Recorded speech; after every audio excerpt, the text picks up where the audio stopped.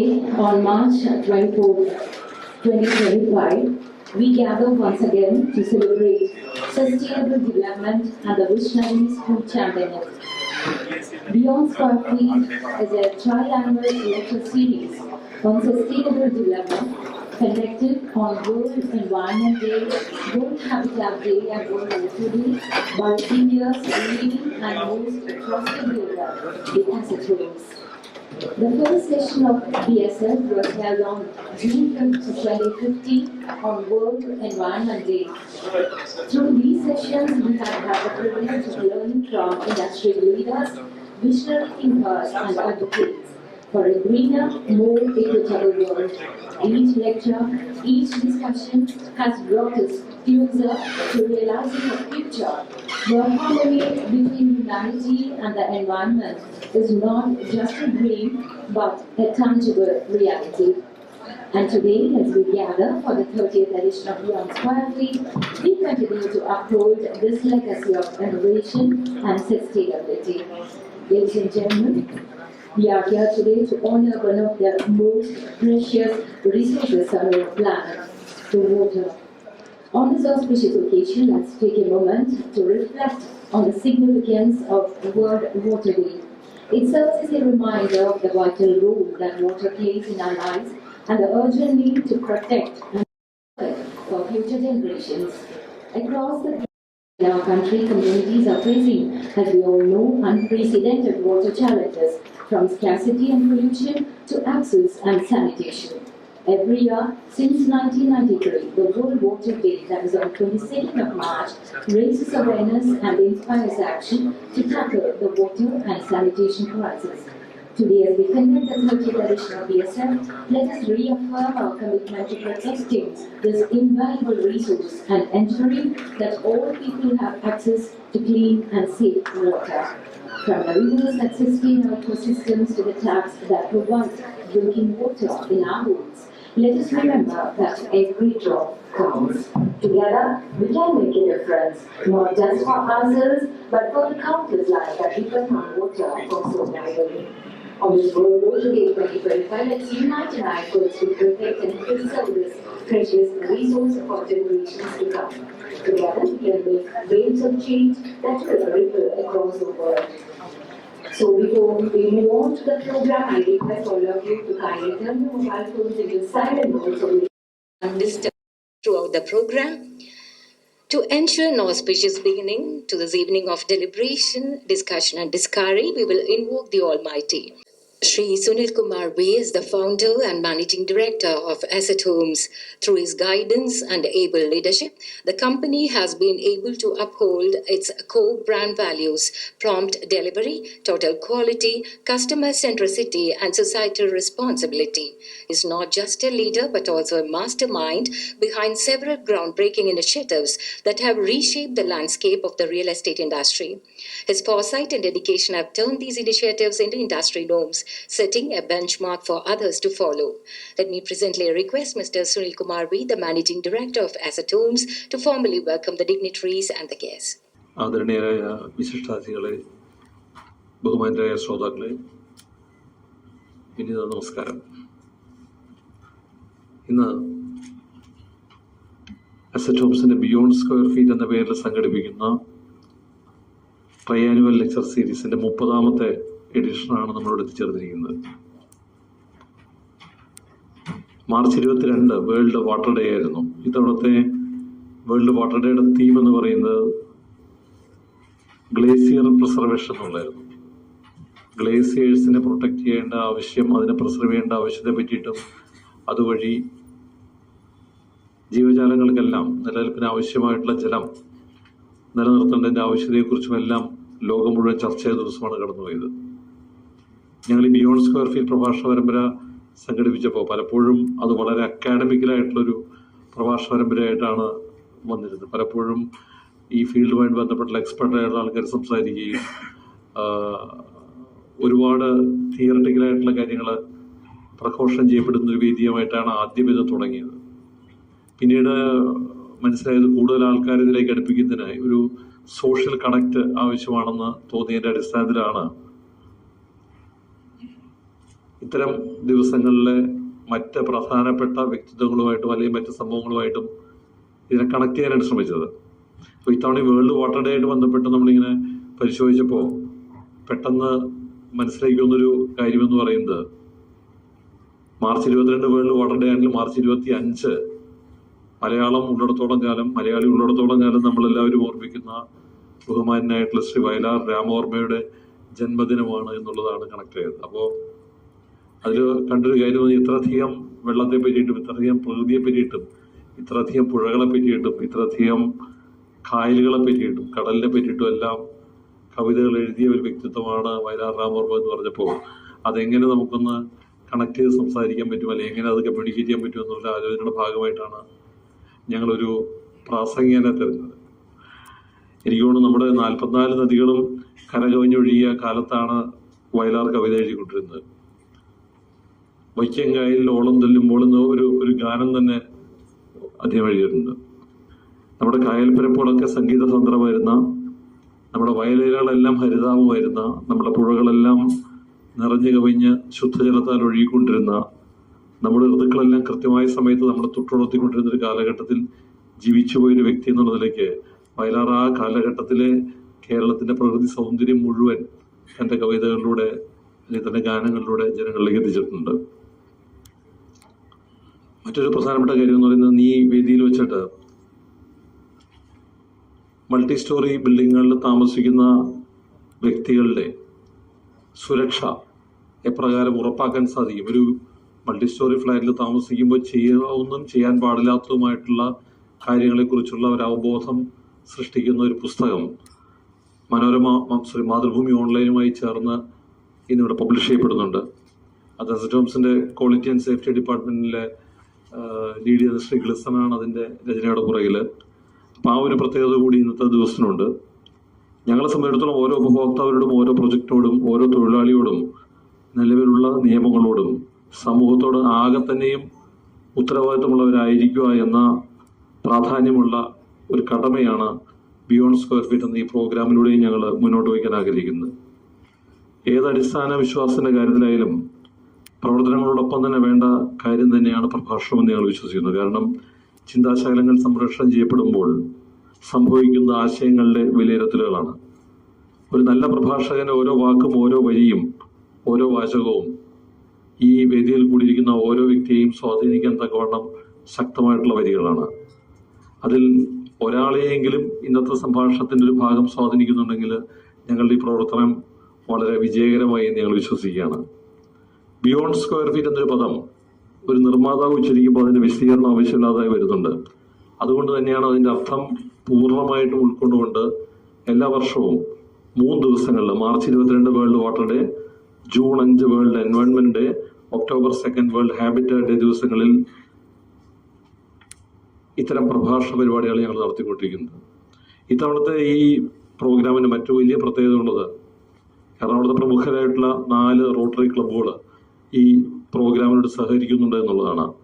Rotary club of Cochin mid town, rotary club of Cochin harbour, rotary club of Cochin north, rotary club of Cochin Mahanagar എന്നീ 4 ക്ലബ്ബുകളിലെ വിശിഷ്ടാതിഥികൾ കൂടി ഇന്നിവിടെ എത്തിച്ചേർന്നിട്ടുണ്ട്. ഈ പ്രോഗ്രാമിലേക്ക് എത്തിച്ചേർന്നിട്ടുള്ള മുഴുവൻ ആളുകളെയും സ്വാഗതം ചെയ്യുക എന്നുള്ള കടമയാണ് ഇതിൽ നിക്ഷിപ്തമായിരിക്കുന്നത്. ഇന്ന് ഈ ബിയോണ്ട് സ്ക്വയർ ഫീറ്റ് പ്രോഗ്രാമായി ബന്ധപ്പെട്ടിട്ട് സംസാരിക്കാനായിട്ട് എത്തിയിരിക്കുന്ന പ്രശസ്തനായിട്ടുള്ള എഴുത്തുകാരനും കവിയും ഗാനരചയിതാവും തിരക്കഥാകൃത്തും സ്വതന്ത്ര പത്രപ്രവർത്തനവും എല്ലാമായിട്ടുള്ള ശ്രീ ആലങ്കോട് ലീലാകൃഷ്ണൻ സാറിനെ ഞാൻ ഈ ചടങ്ങിലേക്ക് സഹൃദയം സ്വാഗതം ചെയ്യുന്നു. ഒരുപക്ഷെ സാറിന് നിങ്ങൾക്ക് എല്ലാവർക്കും പരിചയം ഉണ്ടാവുക കൈരളി ടിവിയിലെ മാമ്പഴം കവിതാലാപന റിയാലിറ്റി ഷോയിലെ സ്ഥിരം ജഡ്ജ് എന്നുള്ള നിലയ്ക്കായിരിക്കും ഒരുപക്ഷെ അദ്ദേഹത്തിന് മുഖം കൂടുതൽ സുപരിതമായിട്ടുണ്ടാവുക. ഇന്നിവിടെ എത്തിച്ചേരാമെന്ന് നമ്മളോട് സംബന്ധിച്ചിരുന്ന മറ്റാരുമായിരുന്നില്ല, വയലാർ രാമവർമ്മയുടെ മകനായിട്ടുള്ള ശ്രീ വയലാർ ശരത്ചന്ദ്ര വർമ്മയായിരുന്നു. അപ്പോൾ അദ്ദേഹം അതിന് ചില സാങ്കേതികമായ തടസ്സങ്ങൾ കാരണം എത്തിച്ചേരാൻ സാധ്യത ഒരു മെസ്സേജ് നമ്മൾക്ക് അയച്ചു തന്നിട്ട് അതവിടെ കേൾപ്പിക്കുന്നതായിരിക്കും. അദ്ദേഹത്തിന്റെ അഭാവത്തിൽ അദ്ദേഹത്തെ ഞാൻ ഈ ചടങ്ങിലേക്ക് സ്വാഗതം ചെയ്യുന്നു. ഒപ്പം തന്നെ റോട്ടറി ക്ലബ്ബ് ഓഫ് കൊച്ചിൻ ഹാർബറിന്റെ president Shri Aju Jacob George, Cochin mid town president advocate Marian Paul, Cochin north പ്രസിഡന്റായിട്ടുള്ള റോട്ടറിയൻ മുകേഷ് പിള്ള, കൊച്ചിൻ മഹാനഗർ പ്രസിഡന്റുള്ള റോട്ടറിയൻ രാജാറാം സുകുമാർ,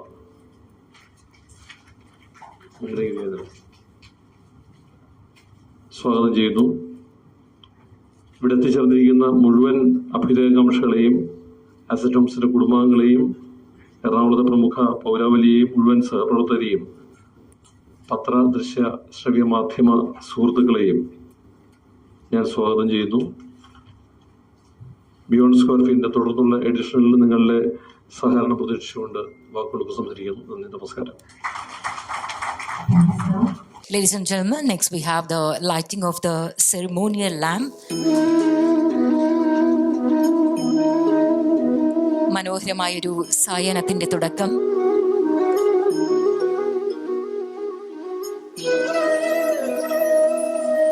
ദീപ പ്രജ്വലനത്തോടെ ആരംഭിക്കുകയാണ്. ഇവിടെ സ്വാഗത പ്രസംഗത്തിൽ സൂചിപ്പിച്ച പോലെ ശ്രീ വയലാർ രാമവർമ്മയുടെ മകനായ ശ്രീ വയലാർ ശരത്ചന്ദ്രവർമ്മ അദ്ദേഹത്തിന് ഇവിടെ എത്തിച്ചേരുവാൻ കഴിഞ്ഞിട്ടില്ല. എങ്കിലും നമുക്കായൊരു ശബ്ദ സന്ദേശം അദ്ദേഹം അയച്ചു തന്നിട്ടുണ്ട്. Let's play. വളരെ വലിയ നമസ്കാരം. ഞാൻ നിങ്ങളുടെ പ്രിയപ്പെട്ട വയലാറിൻ്റെ മകൻ വയലാർ ശരത്ചന്ദ്രവർമ്മയാണ്. അസറ്റ് ഹോംസും റോട്ടറി കൊച്ചിൻ ഹാർബർ രണ്ടുപേരും കൂടി സംഘടിപ്പിക്കുന്ന ബിയോണ്ട് സ്ക്വയർ ഫീറ്റ് എന്ന പരിപാടിയുടെ 30ാമത് എഡിഷൻ മാർച്ച് 2025 മാർച്ച് 24 ഇന്ന് വൈകുന്നേരം 5:30 മണിക്ക് കൊച്ചിയിലെ പനമ്പള്ളി നഗറിലെ KMA മാനേജ്മെൻറ്റ് ഹൗസിൽ നടക്കുന്നു. അതിൽ ഞാൻ പങ്കാളിയാകേണ്ടതാണ്. അസറ്റ് ഹോംസിൻ്റെ നാവികൻ ശ്രീ സുനിൽ നായർ വളരെ ചെറിയ പരിചയം കൊണ്ട് തന്നെ നല്ല ഒരു ഉറപ്പുള്ള അടിത്തറ, സ്നേഹബന്ധത്തിൻ്റെ അടിത്തറ ഉണ്ടാക്കിയ അദ്ദേഹം ഇതിന് ക്ഷണിച്ചിരുന്നു. അദ്ദേഹത്തിന് ഞാൻ വാക്കും കൊടുത്തിരുന്നു. കാര്യം ഇതിനിട്ടിരിക്കുന്ന പേര് തന്നെ പുഴകൾ, മലകൾ, പൂവനങ്ങൾ എന്നാണ്. ലോക ജലദിനവുമായി ബന്ധപ്പെട്ട് വർഷത്തിൽ 3 തവണ നടത്തുന്ന പ്രഭാഷണ പരമ്പരകളിലൊന്നാണ് ഈ പുഴകൾ, മലകൾ, പൂവനങ്ങൾ. ഇത് തീർച്ചയായും വയലാറിനും കൂടെ കിട്ടുന്ന ഒരു ബഹുമതിയാണ്. ആ ബഹുമതിക്ക് പൊന്നിൻകുടത്തിന് പൊട്ടുന്ന പോലെ ഇതിൻ്റെ പ്രഭാഷണം നടത്തുന്നത് 9 ദിവസത്തിന് എന്നേക്കാൾ പ്രായം കൂടി, അല്ലെങ്കിൽ എന്നേക്കാൾ ഈ പുഴകളും മലകളും പൂവനങ്ങളും കണ്ട ശ്രീ ആലങ്കോട് ലീലാക്ഷൻ ചേട്ടനാണ്. അദ്ദേഹത്തിൻ്റെ സാന്നിധ്യം ഒന്ന് മാത്രം മതി ഈ ചടങ്ങ് എന്തുകൊണ്ടും ധന്യമാകുവാൻ. ആ അദ്ദേഹത്തിൻ്റെ പ്രഭാഷണത്തിൻ്റെ കൂടെ ഒരു സാന്നിധ്യത്തിന് ഉടമസ്ഥനാകാൻ ഒരു കസേര എനിക്ക് വിട്ടിരുന്നു. പക്ഷേ എത്താൻ കഴിയാത്തത് മറ്റൊന്നും കൊണ്ടല്ല, ഈ പുഴകളും മലകളും പൂവനങ്ങളും ഒക്കെ ഉള്ളത് ഭൂമിയായ മാതാവിൻ്റെ മടിത്തട്ടിലാണല്ലോ. ഇന്നലെ വൈകുന്നേരം വരെ ഒരു ബുദ്ധിമുട്ടും ഇതിന് വരാതിരിക്കാൻ വേണ്ടി ഇല്ലായിരുന്നു. പക്ഷേ ഇന്നലെ പെട്ടെന്ന് പാലക്കാട് താമസിക്കുന്ന 91 വയസ്സുള്ള അമ്മ വിളിച്ചിട്ട് പറഞ്ഞു, നിന്നെ ഒന്ന് കാണണം മോനെ, കുറേ നാളായി, 4-5 മാസമായി കണ്ടിട്ട്. അപ്പം അമ്മ പെട്ടെന്ന് അങ്ങനെ വിളിച്ചപ്പോൾ ഒന്നും ചിന്തിക്കാണ്ട് അടുത്ത ട്രെയിൻ കയറി ഇങ്ങോട്ട് പോരുമായിരുന്നു. അപ്പോൾ അതുകൊണ്ട് ഈ പുഴക്കിലുക്കം, ഈ മലവലിപ്പം, ഈ പൂവന സുഗന്ധം നേരിട്ട് അനുഭവിക്കുവാൻ എനിക്ക് കഴിഞ്ഞില്ല. അതെൻ്റെ ഒരു വിധിയെന്ന് കൂട്ടാം. ഒപ്പം അവിടെ വരാൻ കഴിഞ്ഞിട്ടില്ല, അവിടെ എത്തും എന്നുള്ള പേരിൽ എന്നെ കാത്തിരിക്കുന്നവർ സങ്കടപ്പെട്ടെങ്കിൽ, പരിഭവിച്ചെങ്കിൽ അവരോടും സംഘാടകരോടും എല്ലാം ക്ഷമ ചോദിക്കുന്നു. ഒപ്പം അതെല്ലാം മറന്ന് വീണ്ടും മനസ്സ് പുഴ പോലെ ഒഴുകാൻ, ജീവിതം മല പോലെ വളരാൻ, പരിസരവും മനസ്സുമൊക്കെ ഒരു പൂങ്കാവനമാകാൻ ആലങ്കോട് ചേട്ടൻ്റെ പ്രഭാഷണം വഴിതെളിക്കും എന്ന പ്രതീക്ഷയോടെ ഒരിക്കൽ കൂടി ക്ഷമ ചോദിച്ചുകൊണ്ട് ഈ ചടങ്ങിന് എല്ലാ ഭാഗങ്ങളും നേരുന്നു. നമസ്കാരം. ഈ ഉദ്യമത്തിന് എല്ലാ ശുഭാശംസകളും നേർന്നുകൊണ്ട് വയലാർ ശരത്ചന്ദ്രവർമ്മ അവர்களுടെ ശബ്ദ സന്ദേശമാണ് നമ്മൾ ഇപ്പോൾ ശ്രവിച്ചത്. അദ്ദേഹത്തിൻ്റെ വാക്കുകൾക്ക് ഹൃദയം നിറഞ്ഞ നന്ദി. Ladies and gentlemen, it's with great honor and privilege that I stand before you today to introduce our esteemed speaker for this auspicious occasion. മലയാളത്തിലെ പ്രശസ്തനായ എഴുത്തുകാരൻ, കവി, വാഗ്മി, സാമൂഹിക ചിന്തകൻ എന്നീ നിലകളിൽ ഏറെ പ്രശസ്തനാണ് ശ്രീ ആലങ്കോട് ലീലാകൃഷ്ണൻ. വാചാലമായ പ്രസംഗങ്ങൾ, ഉൾക്കാഴ്ചയുള്ള രചനകൾ, സംസ്കാരം, സാഹിത്യം, മാനുഷിക മൂല്യങ്ങൾ എന്നിവയെക്കുറിച്ചുള്ള ആഴത്തിലുള്ള ദാർശനിക വീക്ഷണങ്ങൾ എന്നിവയെല്ലാം അദ്ദേഹത്തെ വ്യത്യസ്തനാക്കുന്നു. ഉപന്യാസങ്ങൾ, സാഹിത്യ വിമർശനങ്ങൾ, കവിതകൾ, പൊതുപ്രഭാഷണങ്ങൾ എന്നിവയിലൂടെ വ്യാപിച്ചു കിടക്കുന്ന അദ്ദേഹത്തിൻ്റെ കൃതികൾ അദ്ദേഹത്തെ കേരളത്തിൻ്റെ ഭൗതിക സാംസ്കാരിക മേഖലയിൽ ഒരു പ്രമുഖ വ്യക്തിയായി മാറ്റി. സാഹിത്യത്തിൻ്റെയും ചരിത്രത്തിൻ്റെയും തത്വചിന്തയുടെയും സത്തയെ സമന്വയിപ്പിക്കുവാനുള്ള അതുല്യമായ കഴിവുള്ള ശ്രീ ലീലാകൃഷ്ണൻ ജീവിതത്തിൻ്റെ സത്ത, ആത്മീയത, മനുഷ്യബന്ധങ്ങൾ എന്നിവയെ പര്യവേക്ഷണം ചെയ്യുന്ന പ്രസംഗങ്ങളിലൂടെയും രചനകളിലൂടെയും പ്രേക്ഷകരെ ആകർഷിച്ചു. മലയാള സാഹിത്യത്തെക്കുറിച്ചുള്ള ചിന്തോദീപകമായ വ്യാഖ്യാനങ്ങളും ആകർഷകമായ പ്രസംഗ ശൈലിയും അദ്ദേഹത്തിന് വ്യാപകമായ അംഗീകാരവും ആദരവും നേടിക്കൊടുത്തു. സാഹിത്യോത്സവങ്ങൾ, അക്കാദമിക് സെമിനാറുകൾ, സാംസ്കാരിക പരിപാടികൾ എന്നിവയിൽ ഏറെ പേർ കേൾക്കുവാൻ ആഗ്രഹിക്കുന്ന ഒരു വ്യക്തിത്വമാണ് അദ്ദേഹം.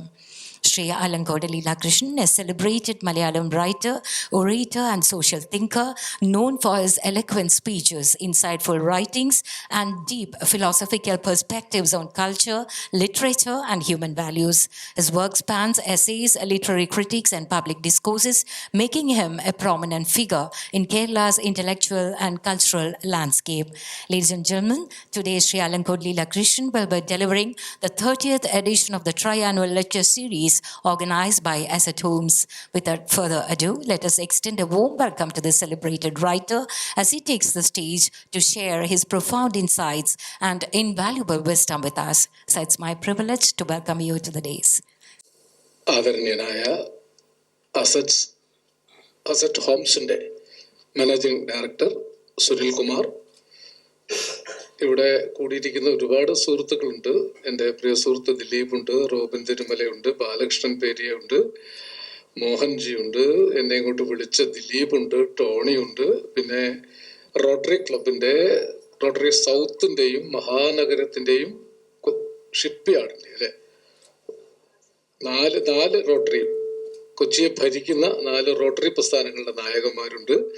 എനിക്ക് പരിചയമുള്ള വേറെ ഒരുപാട് സുഹൃത്തുക്കളുടെ മുഖങ്ങൾ കാണുന്നുണ്ട്. എല്ലാവർക്കും, പേര് പറഞ്ഞവർക്കും പറയാത്തവർക്കും എൻ്റെ ഹൃദയപൂർണമായ പ്രണാമം.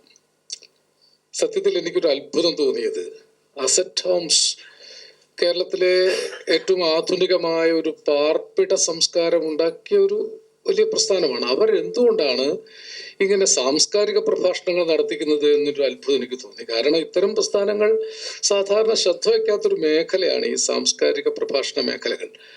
അപ്പം ഞാൻ ആദ്യം ഒരു അത്ഭുതം തോന്നി. പിന്നെ ഞാൻ അന്വേഷിച്ചപ്പോഴാണ് 30 എഡിഷനായി പല വിഷയങ്ങളിൽ ഇവർ പ്രഭാഷണങ്ങൾ നടത്തിക്കൊണ്ടിരിക്കുന്നുണ്ട്.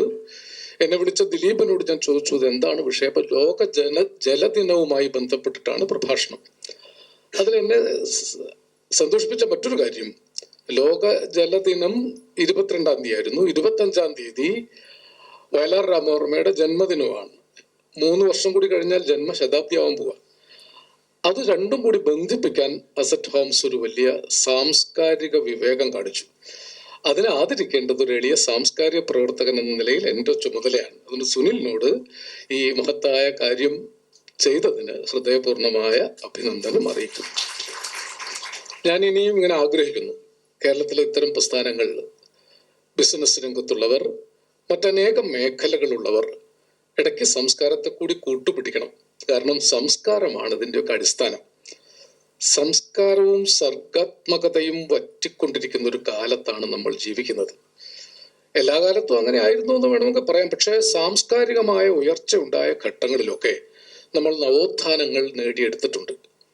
ഇപ്പോൾ സാംസ്കാരികമായ സർഗാത്മകമായ ഒരു പിന്മടക്കം സംഭവിക്കുമ്പോൾ, സർഗാത്മകത കുറയുമ്പോൾ ഹിംസാത്മകത വർദ്ധിക്കും. അത് ഞങ്ങളുടെ ഒരു എഴുത്തുകാരുടെ ഒരു ഒരു കാഴ്ചപ്പാടായിരിക്കാം. സർഗാത്മകത കുറയുന്നതിന്റെ ലക്ഷണമാണ് സമൂഹത്തിൽ ഹിംസാത്മകത വർദ്ധിക്കുന്നത്. എല്ലാ മേഖലയിലും ഹിംസ പെരുകുന്നു. ഒരു മേഖലയിൽ മാത്രമല്ല, എല്ലാ രംഗത്തും അപ്രതീക്ഷിതമായി ഒരു കൊലയാളിയെ നമുക്ക് കാണേണ്ടി വരുന്നു.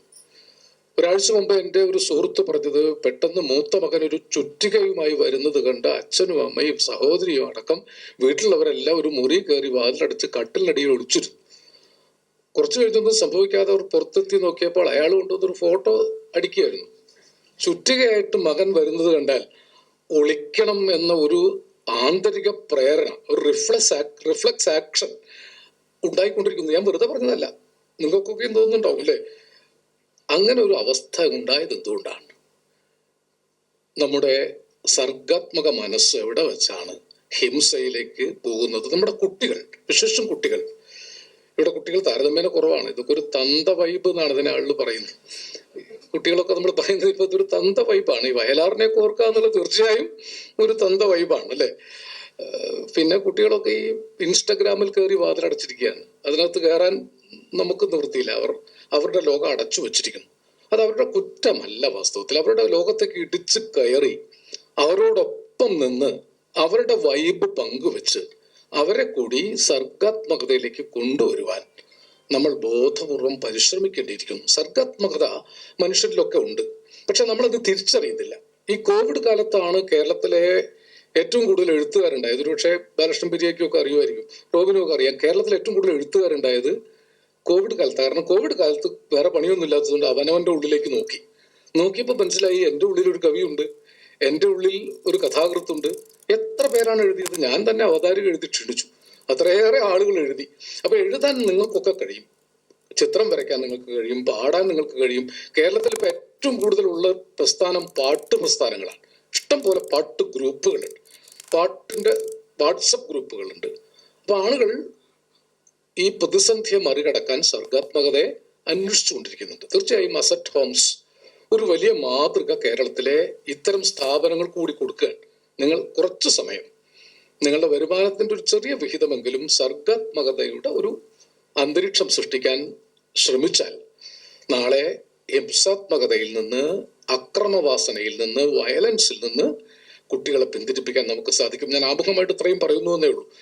ഇതാരുടെയും കുറ്റമല്ല. അപ്പൊ രാത്രിയൊക്കെ ഈ 10 മണി മുതൽ എല്ലാ ചാനലുകളും കാണിക്കുന്നത് FIR, കുറ്റപത്രം അല്ലേ? ഏതെങ്കിലും ചാനൽ ഉറങ്ങുന്നതിന് മുമ്പ് നല്ല വാർത്ത കാണിക്കുന്നുണ്ട്.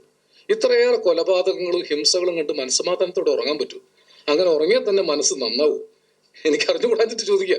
ഇത്രയേറെ ഈ ഉറങ്ങുന്നതിനും തൊട്ട് മുമ്പ് തന്നെ കേരളത്തിൽ ഇത്രയേറെ ക്രിമിനൽ സംഭവങ്ങൾ നടക്കുന്നുണ്ടെങ്കിൽ അതൊക്കെ ഉറങ്ങുന്നതിന് മുമ്പ് തന്നെ കാണിക്കണമെന്ന് വല്ല നിർബന്ധമുണ്ട് അല്ലെ? ഇത് കാണിച്ചാണ് നമ്മൾ ഉറക്കുന്നത്. നല്ലത് പറഞ്ഞല്ല, നല്ലത് കാണിച്ചല്ല ആളുകളെ ഉറക്കുന്നത്. പിന്നെ ഈ സോഷ്യൽ മീഡിയ തുറന്നാൽ വാക്കൊക്കെ മാറിയപ്പോ തേച്ചൊട്ടിക്കുക എന്നൊക്കെയുള്ള വാക്കുകൾ, അതൊക്കെ ഞാൻ പുതിയ വാക്കാ. ഒരു കാമുകൻ ചെറുപ്പക്കാരൻ എന്നോട് പറഞ്ഞത് കാമുകി തേച്ചിട്ട് പോയി. അത് പുതിയൊരു ഭാഷ. അപ്പൊ ഈ തേച്ചിട്ട് പോയി, ഞാനൊക്കെ അറിയുന്ന തേപ്പ് എന്ന് പറഞ്ഞാൽ ഇസ്ത്രീപ്പെട്ടി കൊണ്ട് തേക്കുക, പിന്നെ സിമന്റ് ഒക്കെ തേക്കില്ലേ, അതായിരുന്നു എനിക്കറിയാവുന്നത്. തേക്കുക എന്നുള്ളത് വളരെ ക്രൂരമായ. ഒരാളെ തേച്ചൊട്ടിക്കണമെങ്കിൽ അയാളെ കുഴമ്പ് പരുവത്തിലാക്കണ്ടേ? അടിക്കുക എന്ന് പറഞ്ഞാൽ നമുക്ക് മനസ്സിലാക്കും, ഒരു മിനിമം ക്രിമിനൽ വാസനയുള്ളൂ. ഈ തേച്ചൊട്ടിക്കുക എന്നൊരു വാക്കുണ്ടാകുന്നത് അത്രമേൽ ഭീകരമായ ഒരു ക്രിമിനൽ മനസ്സെന്നാണ്. ഒരാളെ കുഴമ്പ് പരുവാക്കി ഒട്ടിക്കാനുള്ള ഒരു വാക്ക് ഭാഷയിൽ പുതുതായിട്ടുണ്ടാകുമ്പോൾ അത് ഏത് വാസനയെ പ്രതിനിധാനം ചെയ്യുന്നു? അതൊരു സർഗാത്മക വാസനയല്ല പ്രതിനിധാനം ചെയ്യുന്നു. വയലാർ ഏത് വാക്ക് ഉപയോഗിച്ചത് സർഗാത്മകമായിട്ടാണ്. ഇത് ജലദിനത്തിന്റെ ഭാഗമായ ഒരു സംഗതിയാണ്. ഞാൻ എൻ്റെ കൗമാര യൗവനാരംഭ കാലങ്ങളിൽ നടത്തി തോറ്റ ഒരു സമരമുണ്ട്. തോറ്റ സമരമാണ് അന്ന് തുടങ്ങി വെച്ചത്. ആ സമരം ഭാരതപ്പുഴ സംരക്ഷണ സമിതി സമരമായിരുന്നു. നിങ്ങൾ കേട്ടിട്ടുണ്ടാവുമെന്നറിയില്ല. ഭാരതപ്പുഴ സംരക്ഷണ സമിതി എന്ന പേരിൽ ഞങ്ങളൊരു സമരപ്രസ്ഥാനം തുടങ്ങി. ഞങ്ങൾക്ക് ആ പുഴയെ രക്ഷിക്കാൻ പറ്റിയില്ലെന്ന് മാത്രമല്ല, ഞങ്ങളുടെ കൺമുമ്പിൽ ആ പുഴ മരിച്ച് ഏതാണ്ട് ഇല്ലാതായി. അപ്പോൾ പുഴയെ സംരക്ഷിക്കാൻ പോയിട്ട് അതിനെ രക്ഷിക്കാൻ പറ്റിയില്ലെന്ന് മാത്രമല്ല, അത് മരിക്കുന്നത് കാണേണ്ടിയും വന്നു. ഞാൻ ജയിച്ച സമരങ്ങൾ നയിച്ച ആളല്ല, തോറ്റ സമരങ്ങൾ നയിച്ച ഒരാളാണ്. അതുകൊണ്ട് എൻ്റെ വാക്കുകൾ ഒരുപക്ഷെ നിങ്ങൾക്ക് ഭൗതിക വിജയത്തിന് പ്രയോജനപ്പെട്ടുകൊള്ളണം എന്നില്ല. അപ്പം അന്ന് ഞങ്ങൾ പഠിച്ചൊരു കാര്യം, കേരളത്തിലെ 44 നദികൾ ഇപ്പോൾ വറ്റിക്കൊണ്ടിരിക്കുന്നു. പലതും വറ്റിക്കഴിഞ്ഞു, പലതും മലിനമായി, മരിച്ച നദികളായി. ഈ 44 നദികളിൽ അപൂർവം നദികൾ മാത്രമാണ് ജീവിക്കുന്ന നദികളുള്ളത്. മറ്റത് നഗര മാലിന്യങ്ങൾ വന്നടിഞ്ഞ് ജലജീവികൾക്ക് പോലും പാർക്കാൻ കഴിയാത്ത വിധത്തിൽ ഭീകരമായ മാലിന്യം കലർന്ന നദികളാണ്. ഏറ്റവും കൂടുതൽ നഗര മാലിന്യങ്ങൾ ഒഴുക്കി വിടുന്നത് നദികളിലേക്കാണ്. പല നദികളും വറ്റിപ്പോയി. ഏറ്റവും കൂടുതൽ നമ്മൾ ഇല്ലാതാക്കിയത് നദികളെയാണ്. പെരുമാട്ടിയിൽ ഞങ്ങൾ കൊക്കക്കോള കമ്പനിക്കെതിരെ സമരം ചെയ്ത ആൾ, അതൊരു തോറ്റ സമരമായിരുന്നു. തോറ്റു എന്ന് പറഞ്ഞു. ഇവിടെ കൊക്കക്കോള കമ്പനിക്കാർ പൂട്ടിപ്പോയെങ്കിലും അവിടുത്തെ വെള്ളമൊക്കെ വറ്റിപ്പോയി. അവർക്ക് വേണ്ട വെള്ളമൊക്കെ അവരെടുത്തു. ഇപ്പോൾ പെരുമാട്ടി ഗ്രാമപഞ്ചായത്തിൽ എല്ലാ കാലത്തും ടാങ്കർ ലോറികളിൽ വെള്ളം കൊണ്ടുപോവുകയാണ്. ഇപ്പോൾ നമ്മൾ അവിടെ ഒരു ബ്രൂവറിയും തുടങ്ങാൻ തീരുമാനിച്ചിട്ടുണ്ട്. അതിന്റെ രാഷ്ട്രീയ കാര്യങ്ങളിലേക്കൊന്നും ഇപ്പം കടക്കുന്നില്ല. അതേതായാലും ജനങ്ങൾക്ക് ജലം കിട്ടുന്നതിന് തടസ്സം തന്നെയാണെന്ന് ആലോചിച്ചേ മതിയാവും. പാവപ്പെട്ടവന്റെ കുടിവെള്ളം മുട്ടിക്കുന്ന ഒരു കാര്യത്തിലും ജനകീയ ഗവൺമെന്റുകൾ ഇടപെടരുത് എന്ന് തന്നെയാണ് അത്തരം ഗവൺമെന്റുകളെ പിന്തുണയ്ക്കുന്ന ഒരാളായിട്ട് പോലും എൻ്റെ അഭിപ്രായം. അത് തുറന്നു പറയുന്നതിൽ തെറ്റിദ്ധരിക്കരുത്. പാവപ്പെട്ടവരുടെ കുടിവെള്ളം മൈലമ്മ സമരം ചെയ്തത് 25 ഉറുപ്പ്യ കൊടുത്ത് 1 ലിറ്റർ വെള്ളം വാങ്ങി കുടിക്കാൻ അവർക്ക് മാർഗമില്ലാത്തത് കൊണ്ടാണ്. അവർക്ക് വെള്ളം കുടിക്കണം. മിണ്ടാപ്രാണികൾക്ക് വെള്ളം കുടിക്കണ്ടേ? എത്ര മിണ്ടാപ്രാണികൾക്ക് വെള്ളം കിട്ടുന്നില്ല? നിങ്ങൾ എപ്പോഴെങ്കിലും ആലോചിച്ചിട്ടുണ്ടോ? ഈ കൊടിയ വേനലിൽ എത്ര പക്ഷി മൃഗാദികളാണ് വെള്ളം കിട്ടാതെ മരിച്ചു പോകുന്നത്? ഇതൊരു വലിയ പ്രശ്നമാണ്. ജലദൗർലഭ്യം വളരെ വർദ്ധിച്ചു വരുന്നു. ജലസാക്ഷരത നമ്മുടെ പാഠപുസ്തകത്തിന്റെ ഭാഗമാക്കേണ്ടതാണ്. 2030 ആകുമ്പോഴേക്കും ലോക ജനസംഖ്യയിൽ വലിയൊരു ശതമാനത്തിന് കുടിവെള്ളം കിട്ടാത്ത സാഹചര്യം വരും. ഇപ്പോൾ തന്നെ കിട്ടുന്നത് മലിനജലമാണ് അല്ലെ? തിരുവനന്തപുരം നഗരവും എറണാകുളം നഗരവും പോലുള്ള മഹാനഗരങ്ങളിൽ വരെ നല്ല വെള്ളം കിട്ടാത്ത അവസ്ഥയുണ്ട്. നിവൃത്തിയില്ലാത്തതുകൊണ്ട് കിട്ടിയ വെള്ളം കുടിക്കുകയാണ്. സൗകര്യമുള്ളവർ ഒരു പക്ഷേ വെള്ളം ഫിൽട്ടേർഡ് വെള്ളം വിലയ്ക്ക് വാങ്ങി കുടിക്കും. അല്ലാത്തവർ എന്ത് ചെയ്യും? മഞ്ഞപ്പിത്തം വ്യാപകമായിട്ട് വ്യാപിക്കുക. ജോണ്ടിസ് പിടിച്ച എത്രയോ ആളുകൾ മരിച്ചു പോകുന്നു. ലിവർ തകരാറ് വരുന്നു.